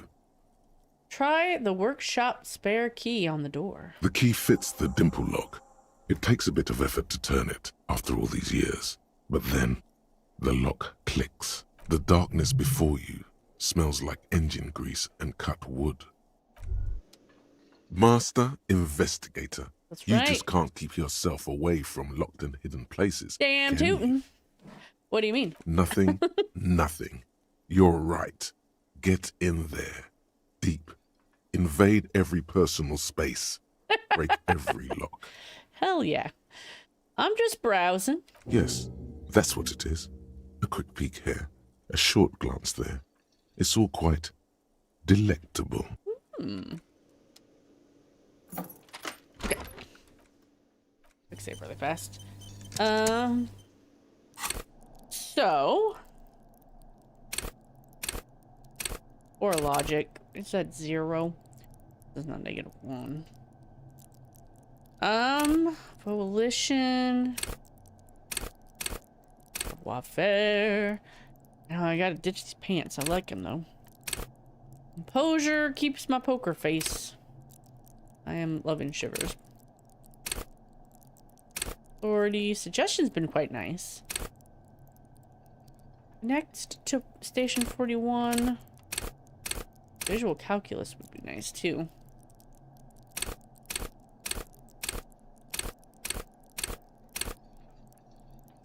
Practice the art of persuasion. Let's see. Ready, aim, and fire. Let's see. I like reaction speed. He really knows what people are thinking. He could, like, read body language and stuff. I'm all about the motorics, apparently.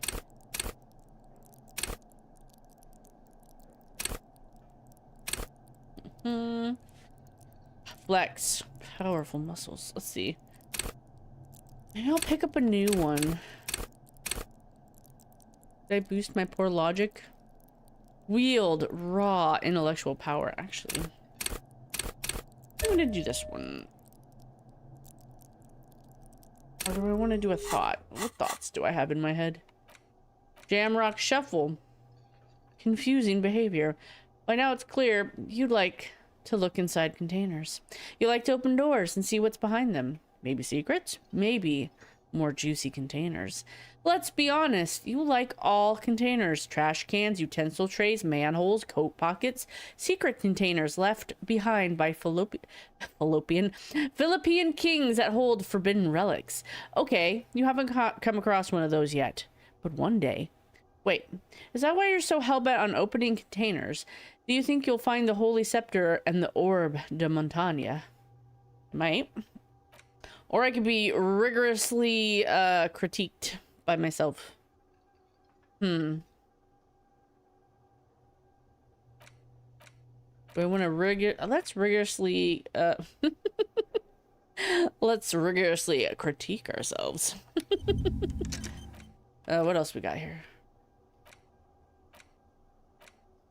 I got unlock these 3 and then I'll spend all the rest of my points boosting skills.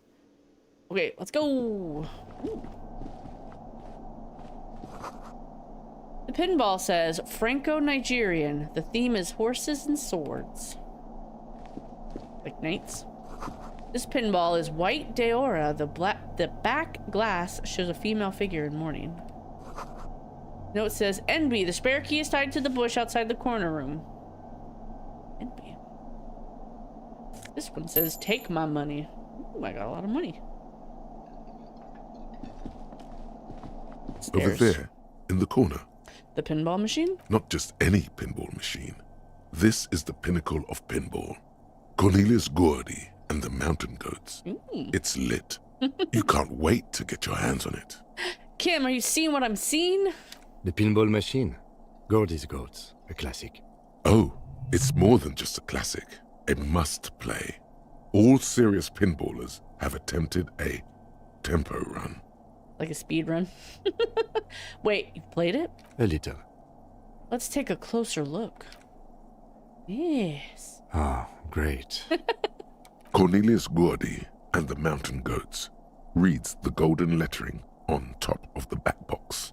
There's a small column of text underneath. The machine is coin-operated. Get the game on, Fingerboy. Those flippers are ready. All right. right, lean closer and read the text. Above the painting of a mustached man climbing a hill, a column reads, inspired by the legend of Cornelius Gordy, taken on the world's tallest peak, Corpus Muindi. The Mesk legend holds that when the nation is in danger, heroic Gordy shall return and save his people. Okay. Inspect the playing field. The theme of the game is to explore Gordy's climb through the perspective of goats and to ascend to the top of the mountain in a time of trouble. Okay. The peak of the mountain is at the top of the playfield. All the balls have small goat icons on them and represent the goats as they race up and down the mountain. Okay. Areas around the playfield represent Gordy's climb, places he was said to have camped, which the goats can discover. Get them to the summit. What's with all the goats? Indeed. Think of them as balls. Oh, that's so much so much easier.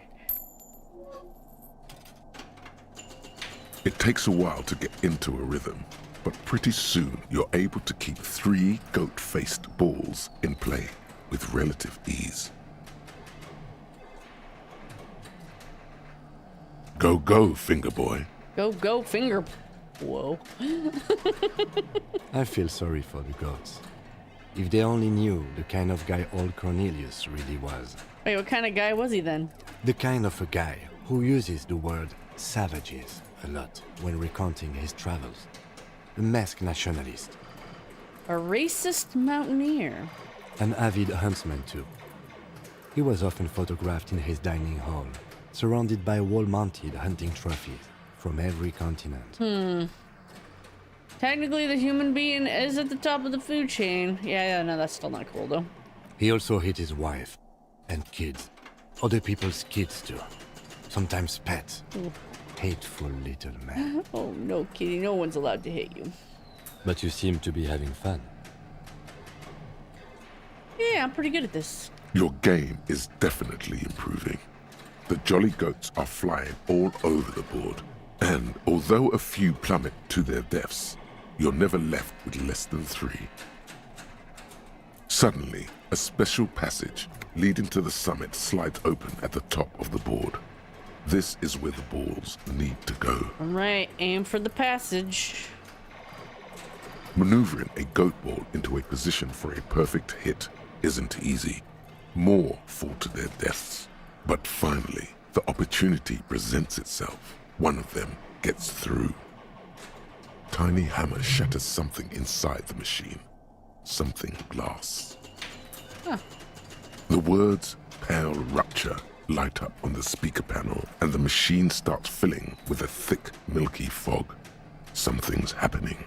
How Kim's like sitting there, like, oh, I'm not interested, and then he'll lean forward, like, oh, yeah, good job, good job. Oh, wait, I'm not interested. I'm too cool for this. Never mind. Okay. Congratulations. This is where the game ends.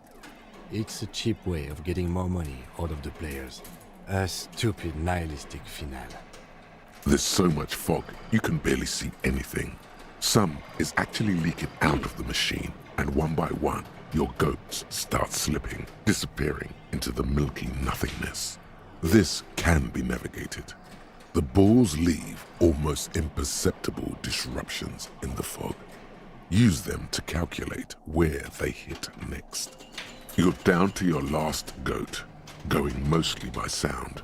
Eyes are useless at this point, but that goat is something special. 5 times you snatch him back from the jaws of death. All right, stay on the ball. With automation-like precision, you keep the final goat ball in play, reacting to the tiniest stimuli, floating in the flow state.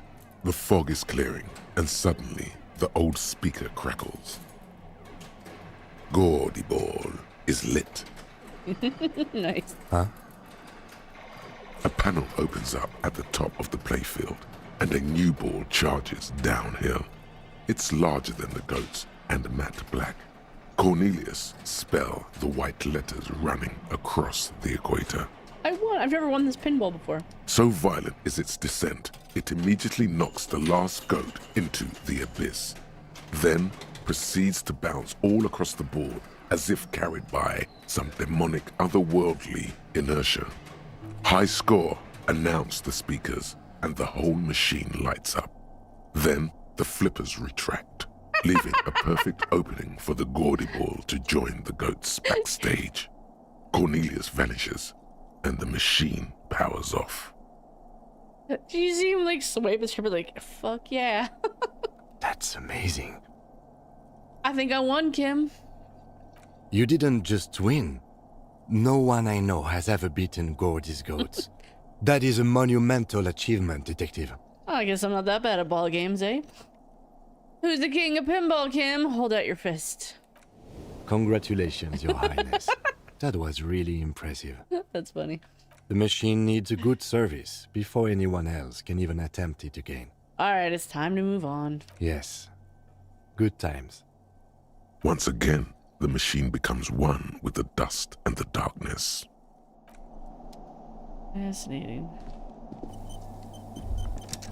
All these mesmerizing machines, just waiting to be plugged back in and played. Run your finger across the dust of the white Dior machine. Feels like it might jump back to life any moment, the lights illuminating the white-robed woman. What's white Diora? Some kind of inane pinball theme, probably related to Messina during the DeLorean age. The history themes are the worst. The lieutenant grimaces, looking at the machines. How about we fire one of these bad boys up and play some ball? You can't fire them up. They are broken. Only that one machine in the main hall works. The Royalist Pinball. Excuse me. What a dumb name. Royalist Pinball. If they weren't broken, he would kick one of these machines about now. Sounds like you don't enjoy pinball, Kim. No, I love it. I love pinball. Who doesn't love pinball? Let's move on. He doesn't.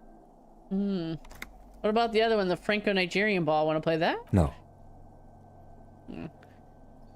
We'll think. Kim Kitsuragi, Kim Kitsuragi. Kim, Pinball, Kitsuragi. Kim Pinball Kitsuragi, aka Kimball? Exactly. That's what he's known as. His reputation precedes him. Oh my god. You're Kim Pinball Kitsuragi. So now he remembers. Oh no. Fine, I'm Kim Pinball Kitsuragi, aka the Kimball. You remembered. Congratulations. Wait, I still can't remember anything else. Wonderful. He only remembers hearing about the pinball policeman. Oh, poor Kim. You don't seem to really like pinball. No human being should. It is a game that requires no skill and a childlike affinity to flashing lights and to fantastique, science fiction, and historic romance franchise. It is lame. Sure, Kim. Then why are you called Pinball? I am not called Pinball. It was used to taunt me a long time ago, before I became a homicide detective and got my lieutenancy. How did you? Fine. I was a juvenile police officer for over 15 years. It's how I started out in the RCM. Once I had to infiltrate a pinball ring, as you do when you're a juvie cop. Does that mean he was a juvenile police officer, like he was young? Because I seem to recall they hire teenagers for certain jobs. Or does he mean he was like a juvie cop like we mean, or he was strictly there to enforce rules for underage people? Even, but it was the underage. Anyway, as you know, when you're okay. It was not okay. I needed to become a pinball champion. I trained for 9 months. The job was successful and I was moved out of the juvenile wing to homicide. End of story. You were a juvie cop for 15 years? That time is over now. I was already a 38-year-old man. It was unbecoming, as was playing pinball. That's why you didn't talk to Kuno? It's best if you handle the juvenile delinquents. Don't worry, I'll keep calling you Kim. You're Lieutenant. I'll be polite. You're Lieutenant Kitsuragi to me, Mr. Joy Kill at every opportunity. Not only to you, I am Lieutenant Kitsuragi to everyone. Now we really need to continue our sweep of what appears to be a secret path through the whirling. Okay. This small elevator is dimly lit by a bulb that's been glowing for ages. The latticed cage is open, inviting you to step inside. Look inside first. Smells of nougat and sweat. Your head brushes up against the ceiling. There is a control panel to your right, and just enough room for 2 people to fit in. The maintenance card under the control panel reads, Last maintenance, 10th July, 88. Look at the elevator controls. There are large rectangular buttons, monter, descente, and an international call for emergency assistance. That third one appears to be broken. It says the last maintenance was in 88. That it does. I say, let's brave it. That's 51 plus 70 some odd years. Damn. You're brave, Kim. This elevator was last maintained 88. This elevator was maintained a long time ago. At the end of the last century. Look on the bright side. If it fails, we will only sustain minor injuries. I'm talking 3, maybe 4 months in the hospital. Maximum 5. Okay. It appears his whole enthusiasm is sarcastic. Ah. Wonder what this elevator was used for. Seems like a small freight elevator for transporting machinery. For that, it's pretty quaint. Close the door and go up. Small windows taped shut with black plastic. You can't see outside. Boxes of tools and replacement parts line the shelves. Schematics for a pinball machine. Futuristic themed. Ooh. Pinball maker's coat. The pinball machine has been taken apart and gutted.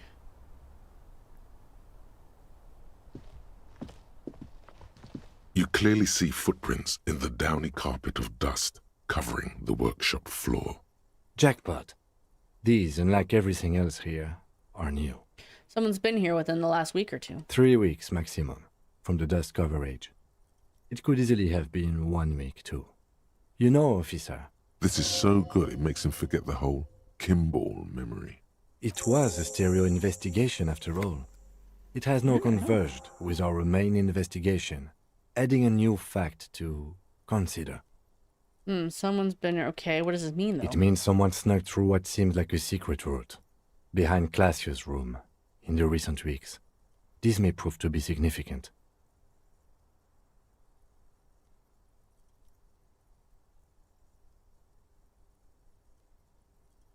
Let's have a closer look, then. Large prints, most likely made by Boots. The size is hard to determine. Sole could be bigger than Vamp. The soles have left the pattern, uniform, horizontal lines. One person has been here. They've gone back and forth. The tips point both ways. Prints look like one person went back and forth. Between that and that. This print doesn't look like the odd-sold print we found at the hanging, Kim. The size looks about the same, actually. They're not the same shoe, but they could be the same person. This doesn't look like the worker boots from the hanging, does it? No. These little horizontal lines are different. They look custom-made to me. Or some kind of foreign print. Hard to say. Still a boot, though. Everything around you is quiet. The prints crisscross the workshop floor. Okay, let's move on.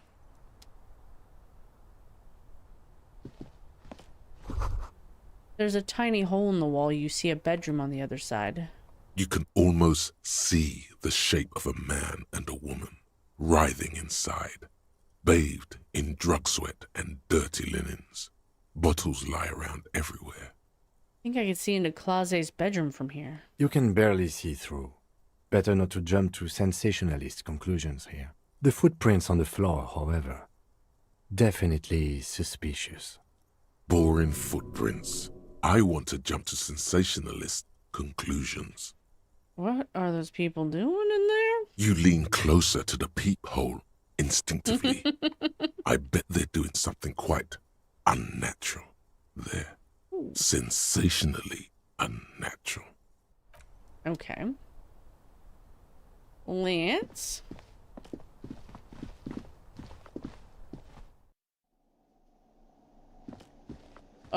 Actually, let's unbar this door. This is the barred door you tried to kick in before. Just punch the door once more, just in case. The door shudders a bit, as though it were laughing at you. So what's on the other side? Unless we've veered off into a folded M dimension, I'm expecting to step out on the roof. We could ask Glacia about this route. See how she reacts? Folded M dimension, a reference to the popular science fiction series In System. Look who's in a good mood suddenly, and reads science fiction. Unbar the door. That's not what I wanted. Bent metal, broken glass. Your path lies strewn with the broken forms of everyday objects. You are the destroyer, the bane of inanimate matter. Gaze upon me, stuff and despair. Kudos. Anti-object task force. I'm here to break all this shit. Oh, Jesus. Okay. Let's unlock a few thoughts here. I've never even gotten that one before. Let's read it. I might take it. -2 pain threshold. I'll be a weak little baby for a second for punching stuff. Take a look at your hands. See how bruised they are? See those little scars? This is Exhibit A. The material world is holding you back. Containers, mailboxes, doors, chairs. They're all your enemy. Always have been. Atoms themselves are in on the conspiracy, forming shapes and structures that hate you. You are energy stuck in a body. You are spirit trapped in matter. Break free. Beat up that lamppost. Let it know just how much objects suck. Okay. Okay. This is so much harder for some reason. I'm gonna do it because I've never done it. Okay. We're thinking some critical self-critiques. Going through this door. Hello, Claudier. I was just thinking, what a nice day for questions pertaining to a murder investigation. I need to talk to you about the room again. Yeah? That door there, did you know it leads to a downstairs elevator? To a downstairs elevator? I did not. Mystery solved then. I kept wondering where it led. There may be more to this mystery at some later time. She's holding back. Let's make a mental note for now. Maybe more to this mystery at some later time. He's holding back. Let's see. There's a peephole on the other side looking into your bedroom. A peephole? You mean like a hole in the wall? Yes, looking into your bedroom, miss. Okay. A jitter of fear and disgust moves through her body, beginning from her shoulders and ending in her hips. The cigarette tastes foul to her now. Do you think this is somehow connected to me? We have no clue at this point. Okay. Do you have any way of knowing how long it has been there? Unfortunately, no. But if I were to guess, long enough. The perforation is under the bookshelf on your wall. It should not be hard to cover with some tape. If it is recent, who do you think made it? Shit. I don't know. Maybe it's been there for a long time. Maybe the local kids use it or something. I don't know. I'll be fucking covering it up with a lot of tape, that's for sure. Was there anything else back there? There were tracks on the floor. They're recent. Huh. This isn't good. She's straight as a stick, suddenly. She feels like quarry, encircled. Her eyes dart to the door. It's an old pinball workshop. The room back there, this place used to be a pinball arcade. Okay. I'm glad someone's had fun. That's all for now. Mm-hmm. Interesting. I have other questions for all you. Right. I gotta listen to this tape. So, where are we gonna get a pinball? Where are we gonna get a Kimball?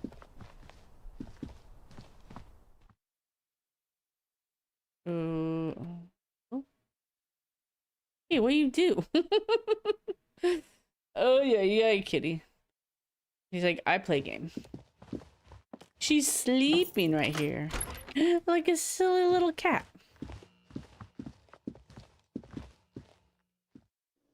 She keeps bumping the mouse. Oh, cat. Can I help you? Gart, I saw another thing at the whirling. Another thing? Great. I love those. What if I told you that I got into the back room behind the blue steel door? Oh, okay. Well, I did hear you make noise back there, so good for you. He's really holding himself back here. It takes a lot of willpower not to ask. Obviously, he's been wanting to know what's behind the door. Aren't you gonna ask me what's back there? Okay, what is back there? Skeletons. A museum of the dead. The black gaping maw at the end of time. No. It's a pinball machine. It's a pinball workshop. Ha! I knew it. I've always wondered where those machines by the door came from. And they told me there was some kind of pinball thing here too. I knew it. Were there any back there? In working order, I mean. Why, do you want to play? Because I might be up for a game. No, I was just wondering if you found pinball machines there. You could turn this place back into a pinball arcade? No, but we could diversify the entertainment options, seeing as you've opened the door back there. The machine we have in the corner now is broken. It wouldn't hurt to get a little life in here. Other than the hellish karaoke machine. That one's always causing trouble. And there's a peephole in the wall. What wall? Upstairs in the secret back room right next to Claget's bedroom. I found it when I found the pinball machines. I'll have it fixed at once. Thank you for letting me know. I assure you, the whirling does not abide spying on its guests. I like Gart. The color has drained from his face. What a shame to fix such a good peephole. Let's see. Well, he didn't know how to get there. Couldn't you keep the hole there? What if one of us, what if there's some hottie staying in the room? Wink, wink. All right. Are you sure you haven't been spying on your guests? Absolutely not. Do that. Fuck you for even implying it. It wasn't me. It wasn't my stuff. The establishment will look at it and ascertain what it was. Sir, he was only asking a question. It's his job and mine. See that it's covered. Yes, I absolutely will. Sorry, it's been a bit of a day. And now a hole in the wall. All right, you've been notified. Thank you. I'll patch it up personally. Was there something else about the establishment? I hope not. There's something else I want to talk about. Yes? I don't want money to pay my bill. Can I talk to this guy? Again? I can't believe this shit.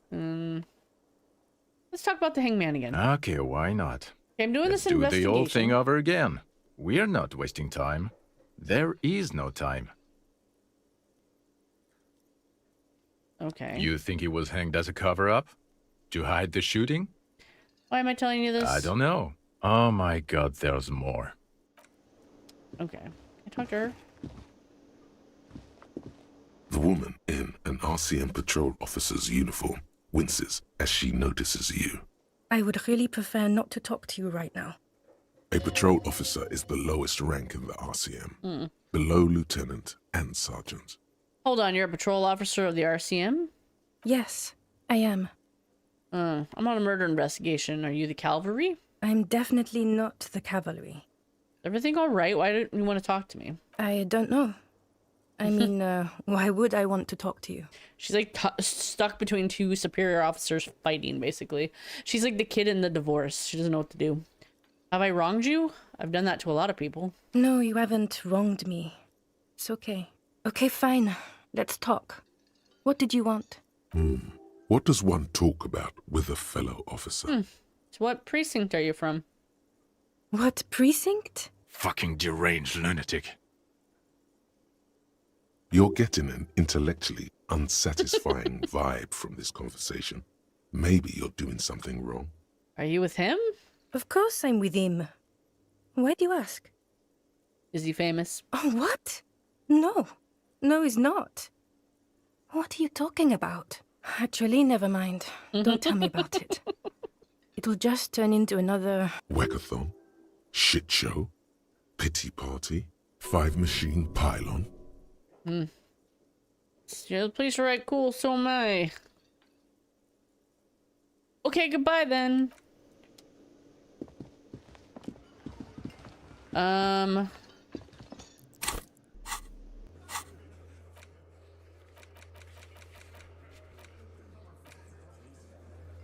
Party give you a recording where the hangman supposedly testified to the intent to rape and pillage. Have listened on a play about it, either in your room or find one from a pawn shop. Can we use the one in my room?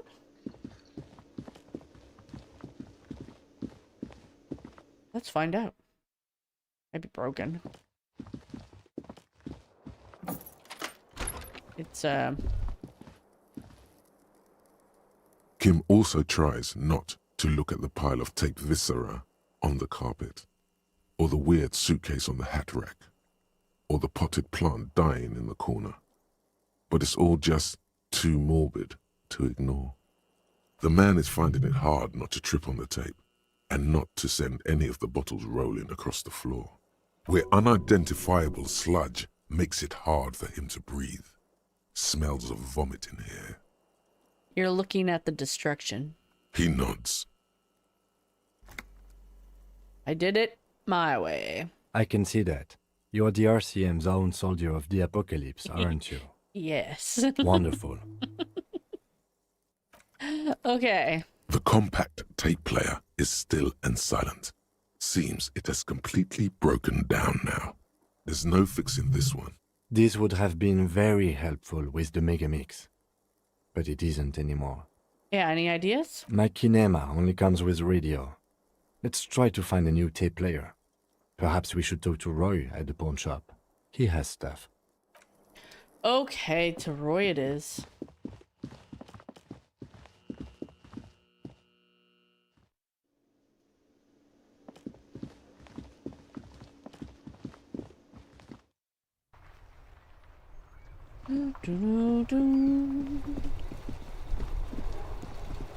Okay, before we go. Yeah, quick save. This button.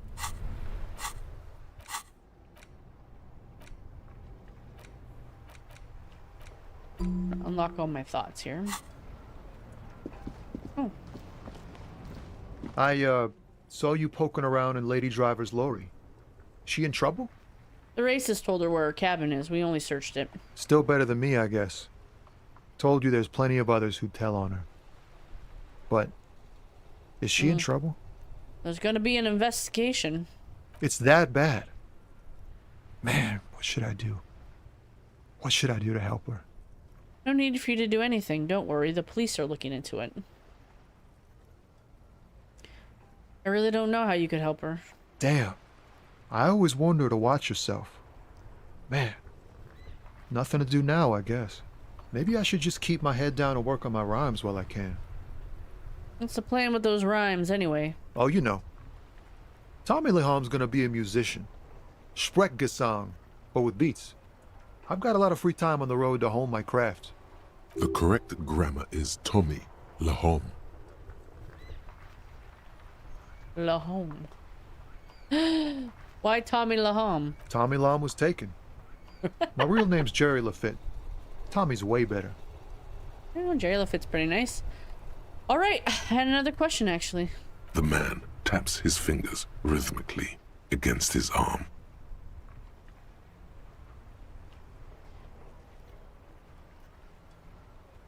Let's see. Ease into it. Don't go too far. This seems like a personal matter. Man, you look sad. What's going on with you? You really are the law, aren't you? Maybe the full-on direct approach wasn't correct. Damn. Wait. Ooh. There's something here, stored away in some dusty corner. It starts like... A mirror's temperature is always 0.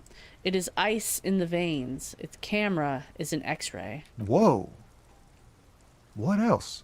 It's a chalice held out to you in silent communion. Silent communion. That's good. Where graspingly you partake of a shifting identity never your own. Dang. That's some great shit. You came up with that yourself. I think that may be an actual poet. And I've learned it by heart. No matter. It's a fine stanza. You're not so bad after all. For a cop. For a cop? They're more often in the fists than rhymes, see? Let alone honesty in verse. Any organization gets all kinds of folks. I'm sure we try our best. I'm doing what little I can to do right by people. No joke, man. Fuck the police. I'm doing what little I can to do right by people. Well, you've given me some hope, I guess. Nice. Well, that's all for now, Tommy. He's a sweet guy. Okay. Oh, I was gonna change my clothes. What else? I gotta talk to the smoker now. It's only like 11.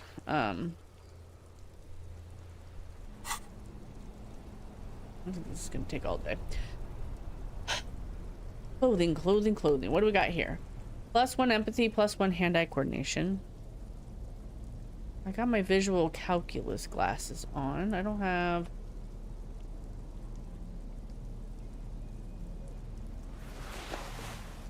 I don't really need much conceptualization. Oh, I didn't even have my conceptualization code on. That right there. Sexy. I really like this color. It's 270s though with this. Get a little smarter. I'm feeling very law enforcement at the moment. Yeah, I can be smart and arty. So boring though. I prefer the black coat. Let's see. It'd just be physical, I guess. I like this one, but it makes me less authoritative. That's alright. Drama's been real silent. I'm gonna put my Man from Beyond Bell shirt on. Let's see.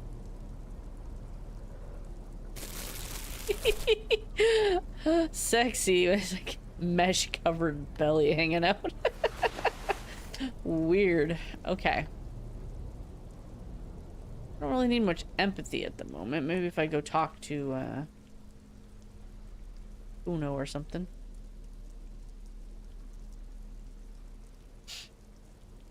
What is it?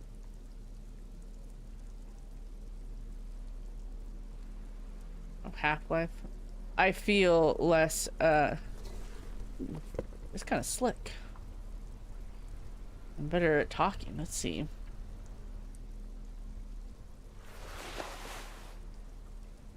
Interfacing. I don't think I need interfacing at the moment. What about my tools? Can boost my intellect. I could smoke a cigarette. Get strong. I don't really need to get stronger.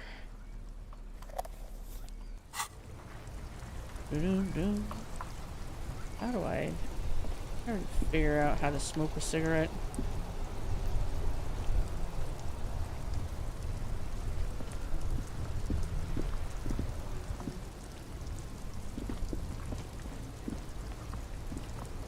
Smoke the cigarette. Is it?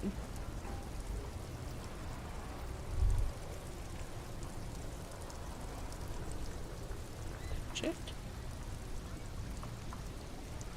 Yep.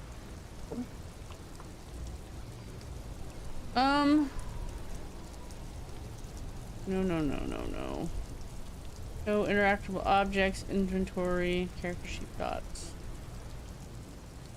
Journal. Inventories. Quick select.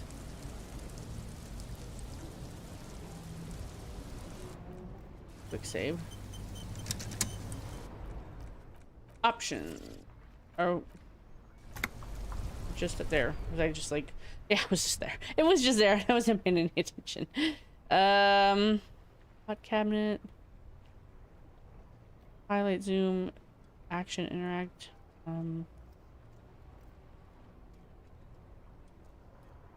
Save, pause.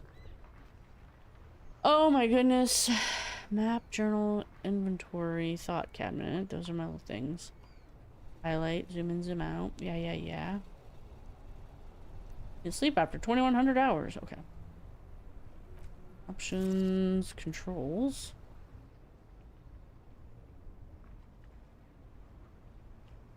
Left hand item, right hand item. It never works though.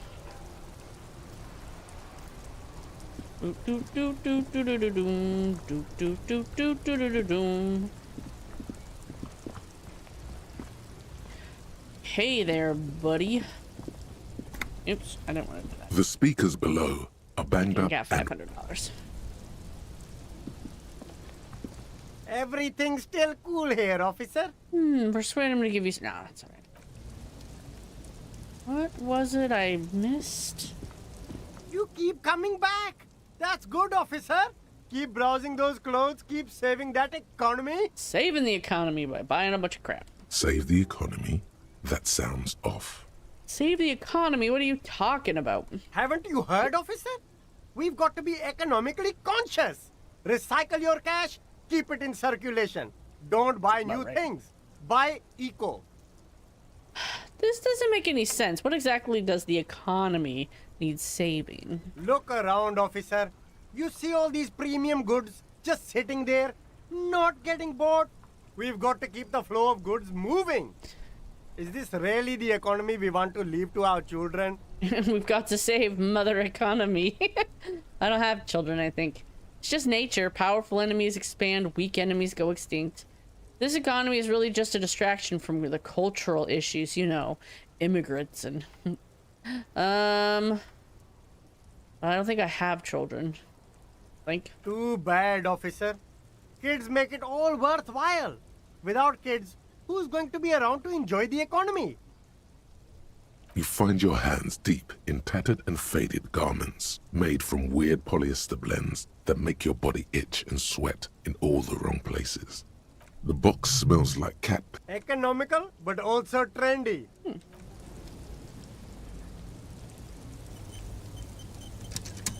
Was it this one? The shine on these sunglasses lasts a lifetime, officer. 100% gap. Oh, wrong button.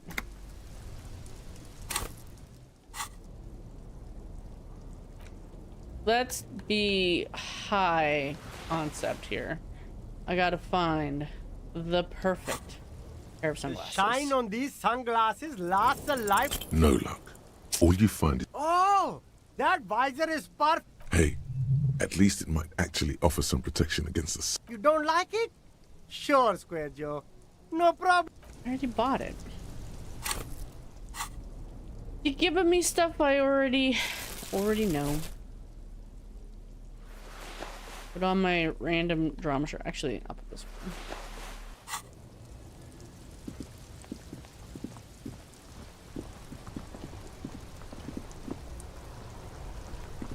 Yeah, I'm just not seeing it. It's sad. So, if you have a high visual calculus, you can see the tire tracks. They come up over here.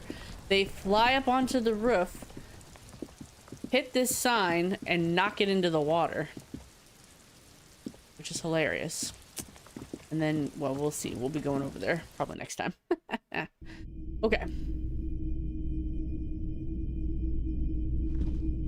The boomboxes on the shelf look well loved and well traveled. Chipped, dented, they stare at you with the unblinking eyes of their tape reels. Stand on the tips of your toes to see more. One especially catches your eye. Deep gold and amber plastic with a big old handle on top. A classic boombox that says Stereo 8 approved. Nice. Just make sure it works before you buy it. Shopkeep, the Stereo 8 approved machine here. Is the Harman Welsh W2. Made in Vespa. Designed in Seoul.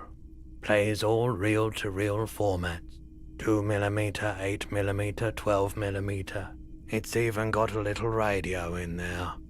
It'll set you back 12 real. Are you sure this is all in working order?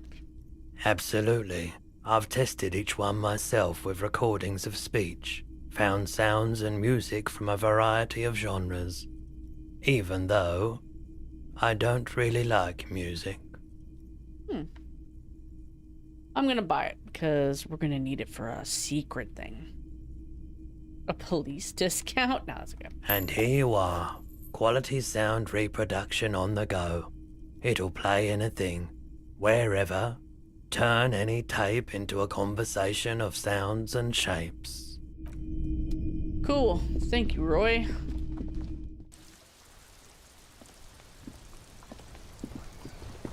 We gotta get all the major plot points here sorted before we go across, because there's a lot of stuff to do on the other side of the sea. We just listen to it here in the cafe. This guy's gonna be like, what the hell are they listening to? Okay, this is a reel-to-reel boombox of everyone's youth. It's a little banged up, a little chipped, and honestly, not that loud either. Looks cool though. Excels at being carried on the shoulder, allowing you to play audio tape items and blast music into the face of unsuspecting strangers. Listen to this! Oh, kidders. Okay. This right here, savoir-faire. Cool cop. 6 crumbling petals rest on your palm. They're white, a bell-shaped crown. What is this, Kim? This is the Insulindian lily, called Maybelle's or Lucille's tears during the Revolution. Girls used to pin these on soldiers before sending them off to battle. Who pinned them? Which side? The revolutionaries, so the communards and the anarchists. White's their color, but the custom started in the suzerain's army, so it held meaning for the kingsmen too. It's about girls and boys more than sides. Girls sending off boys who are going to their deaths, then also dying themselves in the ruins from dysentery and consumption. It's a symbol of the Civil War. Happy little stories. Happy little love stories. Like that song, Where Have All the Flowers Gone? Does this flower blossom in early spring? Yes, but not this early. Not to my knowledge. It looks dried, preserved. Is it a coincidence it being on the roof? Maybe. Maybe not. We'll see. Make a little note for us, Kim. Very well. Put it back in my pocket. The petals feel dry and fragile in your hand. You should put it in my little blue clipboard. Water flows under the channel bridge. Dark water. You rub your sides for warmth, but there is none. Blow on your fingers. Inland, above the Martinez distributary, the channel that brought wastewater from the silk mills of Jamrock, and then dead bodies during the war. The wrinkled fingers of an old man crush flower petals, then sprinkle them in the stream like white salt. Wait, have you noticed there's a war veteran playing a ball game on the plaza? You should ask him about the flowers. Oh, I should. Okay. Let's listen to this tape. The porter reel is just what you needed. The reels attach to the apparatus with a satisfying click. The tape is routed behind the magnetic reader. Play the tape. You push Command Set, and the tape starts spinning. Violent static and machine sounds fill the air.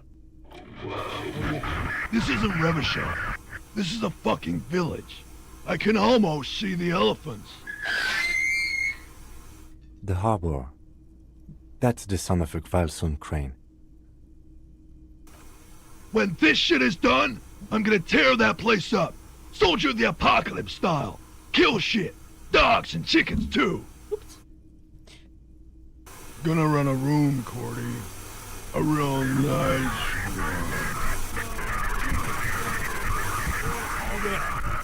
I don't give a shit. I'm fucking done. I'm done mentally. I'll fucking do them all in.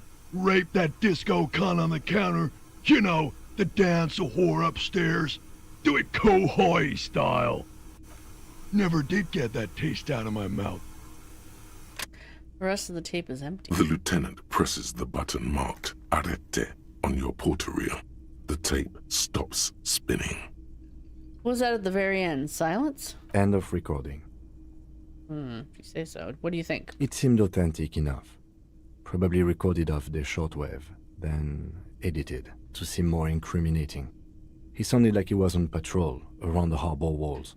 I agree. He also sounds inebriated. Still.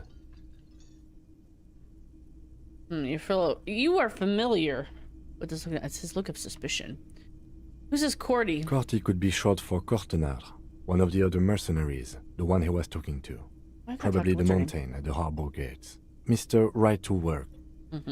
What's Koi Hoi? A village on the Samaran Isola, in South Safre. Grad committed war crimes there, the kind of thing he talks about. You think he was there? Who knows? Maybe the tattoos would have an answer. We would need to know the story of this man's service. A symbol of soldier of the apocalypse style conduct in a civil environment. Okay, then what now? I think we've got a few more questions for class here, don't you?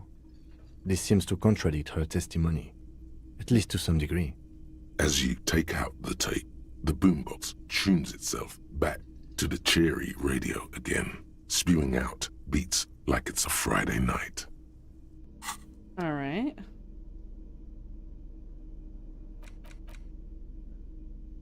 Let's, I can figure out how to do that. Items. Let me talk to the radio lady. I need to call Sylvie and then talk to what's her name? Alice. Inside, you see a set of steering levers, a radio microphone, a pull-out toolbox, and the soft glow of the fuel preheater gauge. Pick up the radio again. This is Precinct 57. How may I assist you? Okay. You find out more about the owner of the armored boots? Sorry, sir. I still haven't heard back from the database people. Try calling again later. Is there anything else I can do for you? Just connect me to Sylvie. Just a second, officer. Sylvie Malaika on the line for you, officer. Yes. Hello? Hey, Sylvie, it's police again. Oh, great. What else do you need, detective? Was it you who called the police?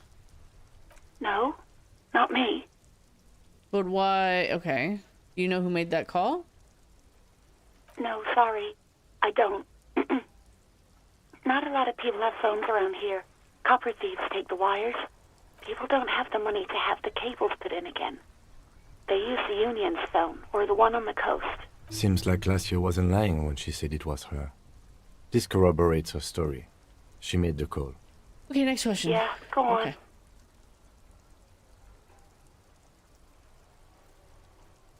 I think I got everything. Anything else I can help you with, officer? 57. In the cabin, you see a set of steering levers. Okay. For that, we have the tape. I'm gonna ask about the flowers. Oh, they're down here. Do do do. Do do do do do.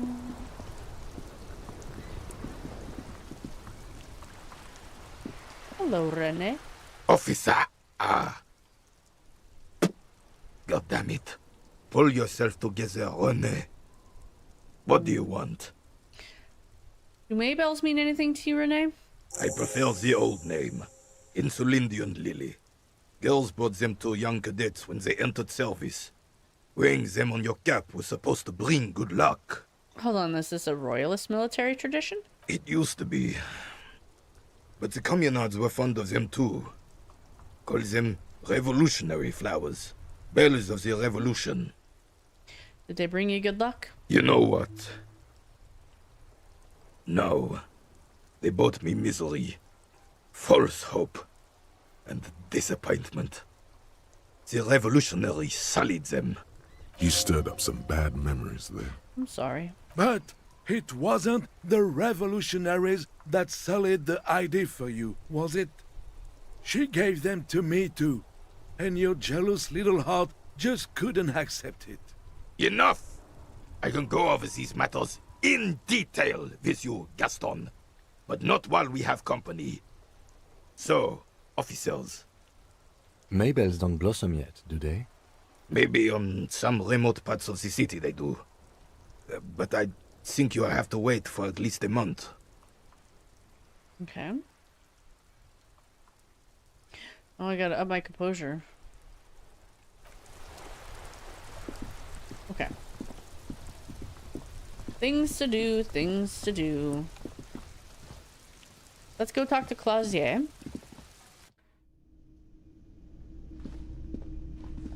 Almost done with the back and forth.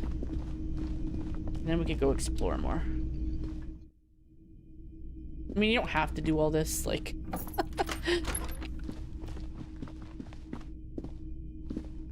How would you say?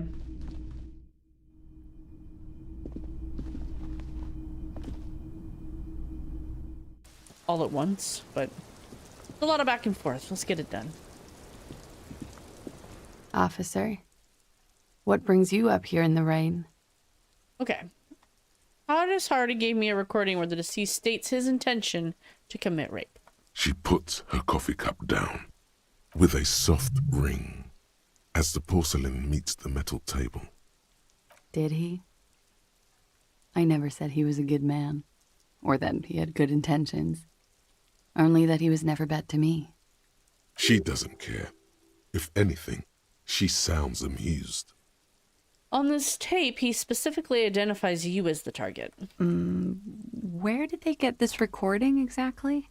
It's intercepted radio chatter of the deceased, recorded via de-encryption station. It's authentic enough. Does he say he's gonna do it Soldier of the Apocalypse style? Those are his exact words. Yes. Yeah. That was practically his pickup line. A memory surfaces in her tired neocortex. It's not entirely unpleasant. Did he say whores a lot? Was he pretty much on the verge of doing it Kohoi style? Koi Hoi was mentioned? He wasn't actually there. He didn't do a tour, or at least didn't tell me he did. Would have been overkill anyway. He lived his own little Kohoi. It wasn't his everything. Why say things like that? Machismo? Yes, was he bragging? Oh no, I'm pretty sure he did all those things. Then integrated them into his idea of normalcy. To keep on living. Until they just sort of turn into his, what's the word I'm looking for? Persona? Running joke. I was gonna say running joke. And it sounds like you didn't even get the good bits. Lely's punchlines got way, way funkier than that. He was like the Seminoles conflict, the Kohoi massacre, and the 36 famine in Yezut all rolled into one person, then cast in Orani ceramic armor, which he wore in bed and in the shower. Weren't you afraid? Afraid of what? That tape the Hardy Boys recorded? Your mother probably never told you this, but girls are evil. Had I the physical robustness and social support, I'd be in Kohoi. I would be tearing it up Soldier of the Apocalypse style. She wouldn't. She doesn't have the full Hoi in her. Did he tell you he had actually done any of those things? He and Martinez, I mean? No. We were too busy laying waste to our own nervous systems to direct any of the fury outward.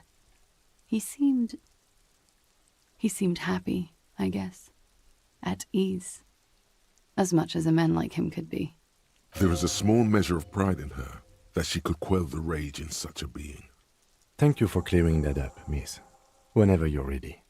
I'm interested to hear what Titus Hardy has to say now. She takes a very small sip of her coffee and smiles. Let's see. Let me ask more about this assault. Not my favorite topic, but okay. I don't have anything else to ask. How about we, change the subject to something more lighthearted now? Now that you've had some time, can you tell us more about the victim? Like, for example, his name? Actually, officer, I didn't know his name. I just called him Lely. A nickname? I guess. He came from Lelystad. It's short for that. And it was his army name, apparently. He said his real name wasn't his. I tried to pry it out of him, but it was no use. Lelystad. That's a good start. We have a few questions you can help us with. A few things a field autopsy alone can't answer. Okay. The young woman cranes her neck, trying to catch a glimpse of the page the lieutenant passed to you. On it is a list of autopsy observations, recorded neatly in blue ink. Where is Lelystad, the place, I mean? In Oranje, officer. It's, I think municipality is the term. A nowhere town there. Oranje? Oranje's map of waterways? This fits with his tattoo. You were almost right, officer. That means his race was occidental, not mondial. I'll update the form. You were both from Oranje? Yes. We were compatriots. Did that bring you together? No. He was too old for that. And from another part of Oranjenrek. Right. I didn't even understand his accent. What brought us together wasn't Oranje. It was bad habits. Sex, alcohol, speed, probably also sildenafil. No love for Mother Araignée. But wasn't he a soldier? This could be worth pursuing. A military man, but not a patriot? No. He left the National Service after they taught him to do what he did on Seminine. He wasn't the flag-waving kind. He was the making money, killing people kind. He was by no means a stupid man. A people person. A small platoon leader. Certainly not a patriot. You don't seem like much of a patriot yourself. Mm-hmm. There is nothing on Muindi. The old, old world is dead, and we both knew it. Maybe Orania did bring us together. In loathing. I love Revachol, though. I hope she loves me, too. A column of air encircles her, brushing gently on the metallic silver fabric that covers her shoulders and her long, slender arms. Does Revachol choose carefully, or does she love everybody? Revachol chooses carefully. True. It did not love him. The feeling dissipates. The cold passes. The woman's eyes follow yours to the piece of notebook paper. And how old was he, miss? He was 42. 42? Are you sure? I would have had him above 50. He had many scars that made him appear older. But no. We even celebrated his birthday, like, some weeks ago. It was a funny 2 days. He had little reason to lie to me. We were slightly off then. Thank you for clearing it up. A miss. The adversary won. The adversary won. His eye color? Blue. Light blue. They were like little blue galaxies, you know? It was strange, seeing those eyes in his fucked up face. Pardon the swearing. I do him an injustice. He wasn't ugly. And he had a beautiful, soft voice. Very surprising, what with all the scarring. It was quite something, watching him speak. He had a combat wound on his chin and mouth? Yes. Severe. It made him look like half his face was cracking away in some strange smile. That and those eyes. Ah, yes. His hair, if you can remember? It was light brown, almost blonde. He darkened it with brilliantine, made it oily. Not nice to stroke. I couldn't convince him to leave it alone. Interesting. I, too, have stroked his hair. Oily, isn't it? We have that in common now. She understands what autopsies entail. It doesn't get her off balance. He had a tattoo. What did it mean? Oh, that. It's clear she liked it. Yeah, you liked it. Quite a lot, yes. It was an Oranier's map of the waterways? Sure, waterways. It was mostly for showing off to chicks, though. For showing off to chicks? How so? How? Imagine him lying in bed. Freakish musculature laid out on the sheets. Scarred, of course. Tattooed. The sheets are dirty for some reason. He's smoking and drinking, of course. And his chest and shoulders and arms are studded with stars. Tens, hundreds of them. Maybe even thousands. And the woman goes like, "What was this, baby?" And he says, "That was too hardcore. Don't ask me about that." So she goes, "Okay, but what's this, baby?" And he's like, "Saw some bat shit there. Killed some loincloths." And so it goes. Star after star, port after port, third world country after third world country. And he's done horrible things in every single one of them. You were the woman in this. Oh, yeah. Can you tell us precisely what these mean? No, thank you. I've seen enough of him dead. I can tell you what they meant without looking at them. Go on. He was a blue-eyed boy with thick arms, from a small town. He was also poor, and the government of Orania needed some people killed, so they turned him into a grotesque killer. For money. He went to Killer Academy in Vredefort. Then he killed some people in the Seminine Islands. And on other islands, too. All of the islands. After this, he came to Revachol and got killed himself. Not a very fun story. It is when you're high. It can be very exciting then. You have the tools to deal with it. It's not a very nice story to remember when you're sober. A change of topic? Could it be love that did him in? It very well could be, yes. What do you mean? What do I mean? I have no idea. I don't even know what you mean. Love did him in? What does that mean? Then why did you agree with me? He told me love did him in. That's not funny, officer. Her voice is like a slash through the air. Her shoulders tense up. There, she momentarily lost control over straight back guy. It appears that she feels guilty. You feel guilty? Of course I do. I'm hungover. I feel guilty about everything. Do you feel guilty about what happened to him? Among many other things, yes. I could have done something. There's always something he can do, right? Ask me something else. What is this? An interrogation? Yes. You didn't tell her this was going to be an interrogation. Don't have to. I'm a cop. I just interrogate people. Something miraculous is coming, he told me. The lieutenant blinks. His expression does not change. All right, let's see where this is going. From way out in the northwest, he told me. Cool.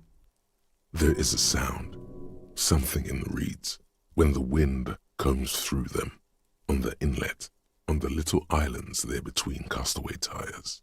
There's something we've all forgotten. Her light brown eyes fix on yours, then disappear behind her bangs as she drops her chin. We ordered a toxicology report. Any idea what that will show us? A real She's rainbow been out splattering of pharmaceuticals, I bet. Barbiturates, amphetamine, sildenafil. Hear that? Sildenafil. Just like you suspected. You have a great nose for this stuff. What is sildenafil? It's for maintaining an erection.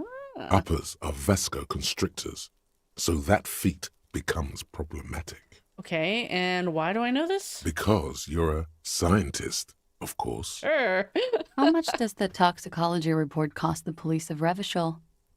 I can do it for half of that. Save you some money, make some myself. It's quite expensive, miss, but we'll manage without your help for now. I think we're finished with this line of questioning. Hand the lieutenant back his notes. All right.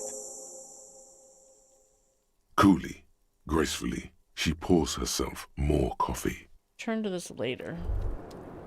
Wait, stop. That man, bloated beyond all recognition, was 42? What she said, yeah. Below the damage, the weeks of decomposition, all the swollen indignity of mortality. He was 42 years old. Where's this going? How old are you? That's where this is going. 45,000 liters of raw alcohol has left its disfigurements. What lies beneath, you wonder? You could ask either one of them. No, she's so young. Kim, how old do you think I am? Huh? How old do I look? How old? 58. Ouch. Oh my god, that's old. Really? You asked. What if you're wrong? What if we're both wrong about the deceased? He turned it to be 40. 42. And he was deceased. He had been decomposing for a week. I feel like I've been decomposing for longer than that. On the bright side, you've been getting a lot of exercise lately. You're right. I'm probably 62. Let's leave it at that. I didn't say 62. I said 58. Wait. This requires scientific measurements. Yes, bring it on. I'm not afraid of the truth. To the laboratorium. The laboratorium.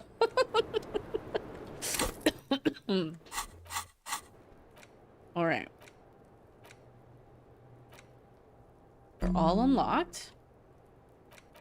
I think we should think about our age. Your face looks like it's 58. Your body feels like it's 60. Your mind feels like it's lived for 1 day or 100. Both longer than they ought to be, the day and the century. But for how long, then, has this thing attached to your sentience walked the planet's crust? Time to start racking those brains of yours, Elder One. When and where were you born? Okay. Should do the Jamrock Shuffle. Now it's clear you like to look inside containers. You like to open doors. Maybe secrets? Maybe. More juicy containers. Okay, yeah. Oh, let's do this one. We can forget something if we need to.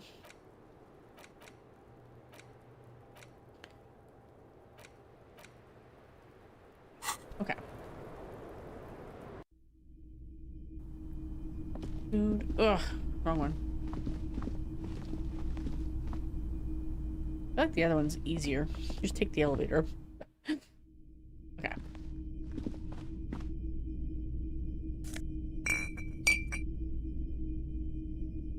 Okay, let's go.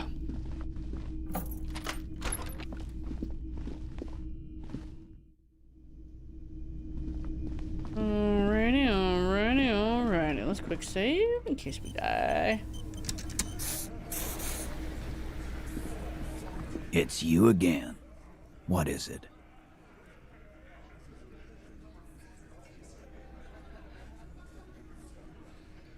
Let's see. So, I talked to Clausier about the tape. And? He tenses immediately. Chest tightens. Jaw sets. Ready for another blow. And nothing. She stands by what she said. That fucking fucker. You're the worst cops in Revachol. I gave you gold on that tape. You gave us a doctored tape of overheard conversations that are meaningless. That fucker wasn't aimed at you. It was at her. Ooh, it was dark stuff, but it didn't prove anything, and it didn't change her mind. Dark? Dark is when you start a goddamn death rock band. He said he'd rape her. What did she have to say then? Fine by her? This is what people are supposed to be like? Fucking whoop-de-doo. Actually, I think it made her a little nostalgic. Well, actually, Titus, she said she'd like to be a little door gunner herself if she could. Yes. In fact, I think she thought it was a little funny. Funny? No good goddamn psycho whore. Alright. All fucking righty then. I guess it's good then.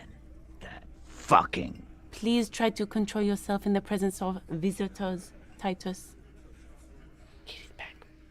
This is just perfect. Just fucking perfect. Any thoughts on this, lawmen? Women are crazy. Irrational. That's what you're thinking, right? Also, your fists are itching for a bump.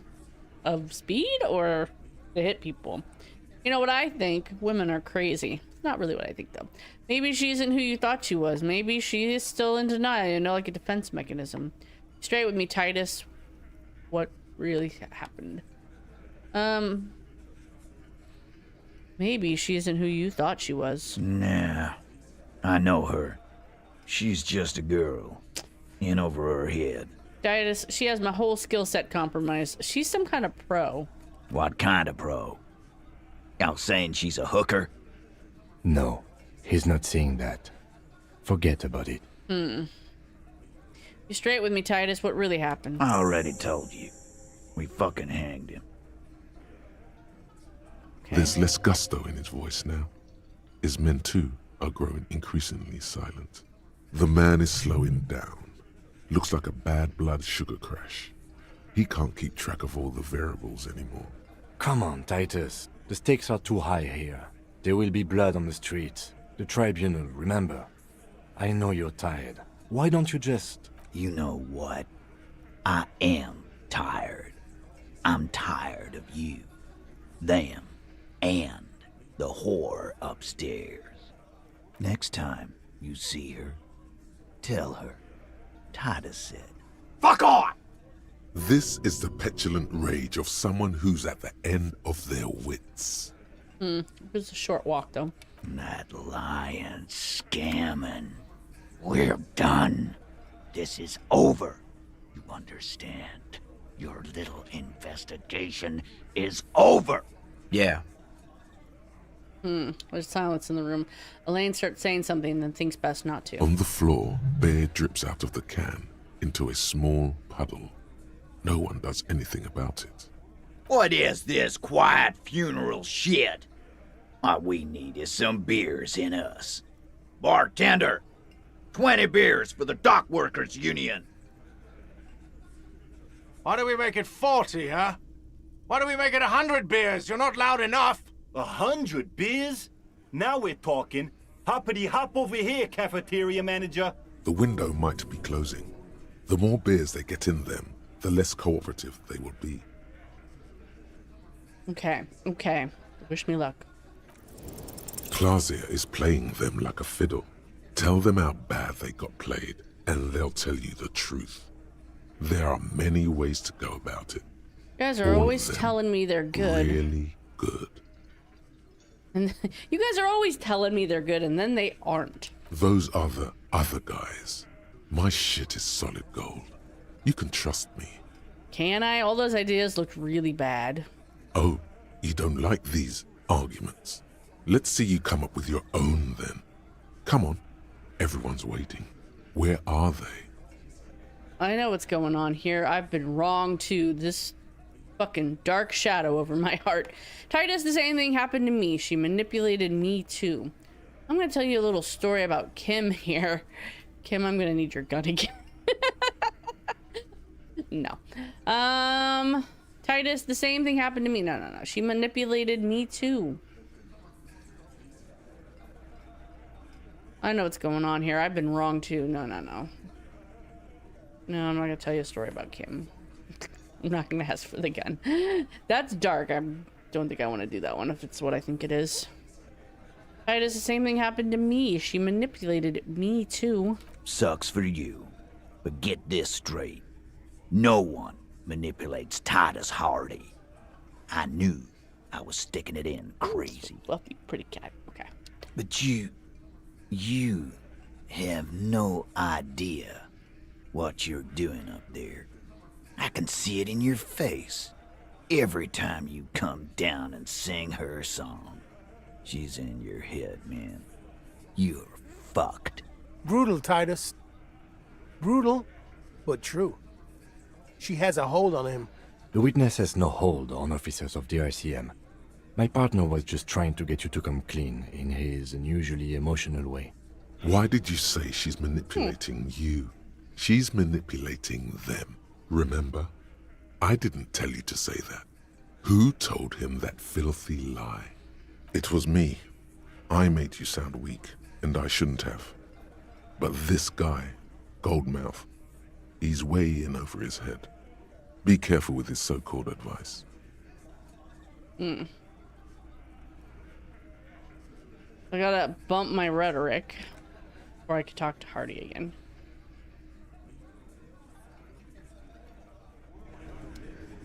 Now what? Get the whole story from Titus.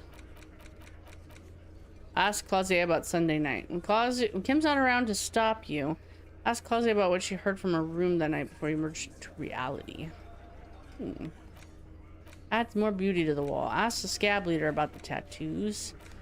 Okay, we'll do this and we will explore today. Oh, I think the thing about...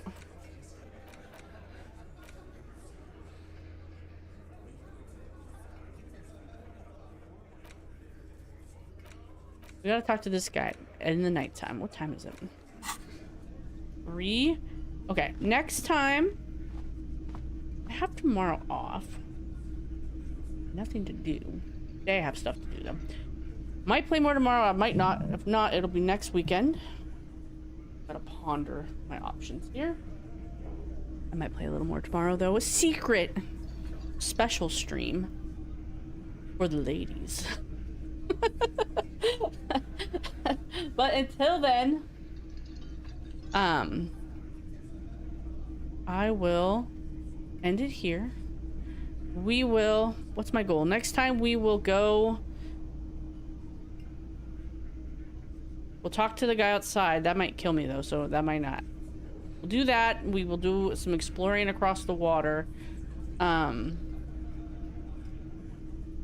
Talk to Renee about something. There's something I need to talk to him about. I'll make a list. I'll check it twice, and we'll figure this out. Till next time, I'll see you later. Bye.